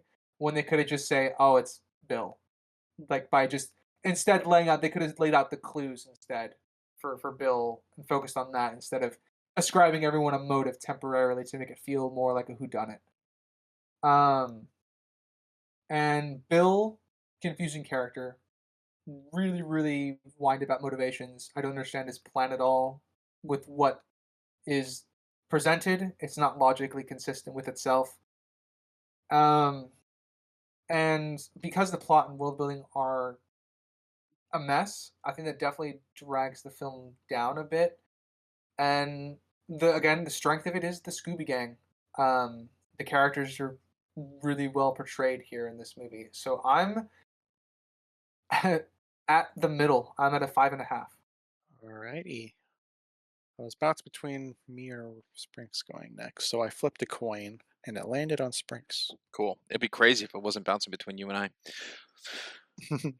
Yeah, Ryder, go again. Three-sided coin. I'll start with my subjective. This movie is still fun. It's enjoyable. I like it coming back to it after all these years. Did it get worse in subjectivity? No. Did it get better? No. I have it as 7. I think it's fun. I really like the callback of the monsters, like the previous monsters. I like this callback to the outfits of the classic Scooby-Doo gang. Um, I kind of like just the video game mechanic-y thing of it. It's not, you know, flesh out very well, but I like that, and like different. I mean, a montage goes through it, but like different environments the game's in, rather than haunted house after haunted house. It's like what would they do in an environment that's different, and I think that's kind of cool. But yeah, so it's fun. Objectively, um, let's see, the voice acting's totally fine. The animation I think is okay. I don't necessarily like it as much as the previous ones because I think they had a lot more character and tone to what they were going for, and this seemed kind of more basic. Especially how I point out the black lining, but I don't know if that's just an ease for the animation of the change. But it did look kind of just standard, at least to modern day or different things that I've seen. But it's not terrible. It's not perfect. But it doesn't go with the. At least I didn't. I only found one kind of error that we didn't bring up, but how Crimson pointed out in Zombie Island, there's some like overlapping things with Fred or Witch's Ghost. He's not drawn in the outlines and everything. This one had, I think, 2 errors. I found one of them was getting knocked off the polar bear. The Phantom Virus's like face is on his foot. And then I think when they're in the arcade, he's gonna like throw something at Scooby or Cyber Scooby, and the thing he's gonna throw is frozen in air before it moves or something. So just a couple layering aspects I found that were off. I think the continuity is all over the damn place. The story is not tight enough. It's very loose. I'm glad there's at least something. I know we've covered stuff where it's like at least something said, so it's not just like open. But this thing that is said, I think this definitely needs a rewrite of the thing. So it's like when a line needs to be said, it could be said better. If someone redubbed this movie, I think it would strengthen its writing. So you don't have to like exclude scenes. You just have to rechange lines. So I think the writing of it in dialogue is a bit weak. I think again, it's always hard for me for animation. In case this is your first time listening to the podcast, and you know, first introduction to me, hi. Animation is difficult for me for cinematography because it's all like storyboarded beforehand, and the camera isn't free flowing in the hands. Um, so I think the cinematography or shots they use is okay. There's the one I pointed out about the beakers. It's a fine pan shot, but it doesn't make sense to me in my head of like what would happen and be captured realistically. Um, let's see. The costuming. I guess I touched on like the new outfits of the characters are fine. Fred, I think, looks the most bland in this kind of like just light baby blue polo and not really accessorized to like this previous things with like a jacket or vest or little characteristics between the blue and white look. But Shaggy looks fine. Scooby looks fine. Daphne looks fine. Velma looks fine. Um, I usually always leave something out and I forget what it is. I guess lighting could go in the animation, but the lighting's fine and they choose to use it more so in different scenes, like Phantom Virus being outside. The lighting inside does change, but without it, it's all kind of just matte look of like things layered. Um, Coloring's fine, I guess, for the darker bits, but overall, I have it at a 6.5. Definitely could be worse, but on the other hand, definitely could have been better. Alrighty. I'm up next, and I feel like there's almost nothing I can add. I'm sorry. um, I'll go with subjective. I, in my memory, had Cyber Chase and Zombie Island at the same level of enjoyment because I hadn't seen them in years, and I just remembered them being at the same level. And it was, if you were to ask me what's your favorite one, I'd be like, I don't know. They're very close. Seeing this now, it's now I now have an answer to which one is my favorite because I remembered this movie being better for my enjoyment. It's not like drastically lower or anything. It's just not at the same level as Zombie Island. So I have this at a 7.5. I still like it. It's still a fun movie. Just it's not Zombie Island like I thought it was. And it's not Alien Invasion. Well, it's certainly not Alien Invasion. No removable characters would discern. Yeah, I guess none of them would be removable. Objectively, I agree with pretty much everything that was said about the magnets and um, the rules with the game. Some could be explained away by Eric's programming, some could not. All that blabdy blabdy blue. Uh, I think I do believe it to be an objective issue, not building up the suspects because they are suspects. They're not like Ryder was saying. It wasn't just they come out and hey, it's Eric. They tried to build it up as if it was a mystery by giving the motives of every character that they did not build up throughout the film. It also gives Bill a So I chance to leave. hmm, Like them not coming out certain, like, oh, we know it's Bill. Like, I mean, they do get to the point of like, hey, we know it's Bill, but them just like playing the game of like everyone's a suspect. Let us tell gives Bill the chance to escape. Yeah, yeah, and that goes into what my biggest issue was. Is just it felt like a needless whodunit scene. yeah, they had to build up their suspects because they didn't the entire freaking movie. Uh, I think Bill's his motivation of not getting picked because he viewed Eric as inferior or not as good. I think that's a fine motivation. It's just the way he implemented of creating this virus that can come to life to scare Eric away from the competition is crazy when you can just delete the save file from the project. And we even have super magnets that could just do that by accident in this. So it's too extra for what we have in the film uh, for the motivations. I keep saying motivations. It's not motivations. It's his actions of his motivations. I do think the group dynamics are at their strongest compared to the previous VHS films we've covered in terms of shared screen time and abilities. Velma being the least, but still serviceable within this own film. I think the Cyber Gang was fine in the way they were utilized. They were kind of just sidelined at the end to distract the monsters, but it's acceptable. They could have done more. They could have done less. So it's whatever. I think the animation is fine to good. Nothing great about it. I agree with Sprinks' assessment that it does miss a kind of vibe that the others had, but in isolation to itself, I think it's absolutely fine. So objectively, I am matching whoever said 6.5. I don't remember who said that. That's me. Did everyone say that? I said 5.5, but Oh, 5.5. Never mind. Sprinks. I match your 6.5.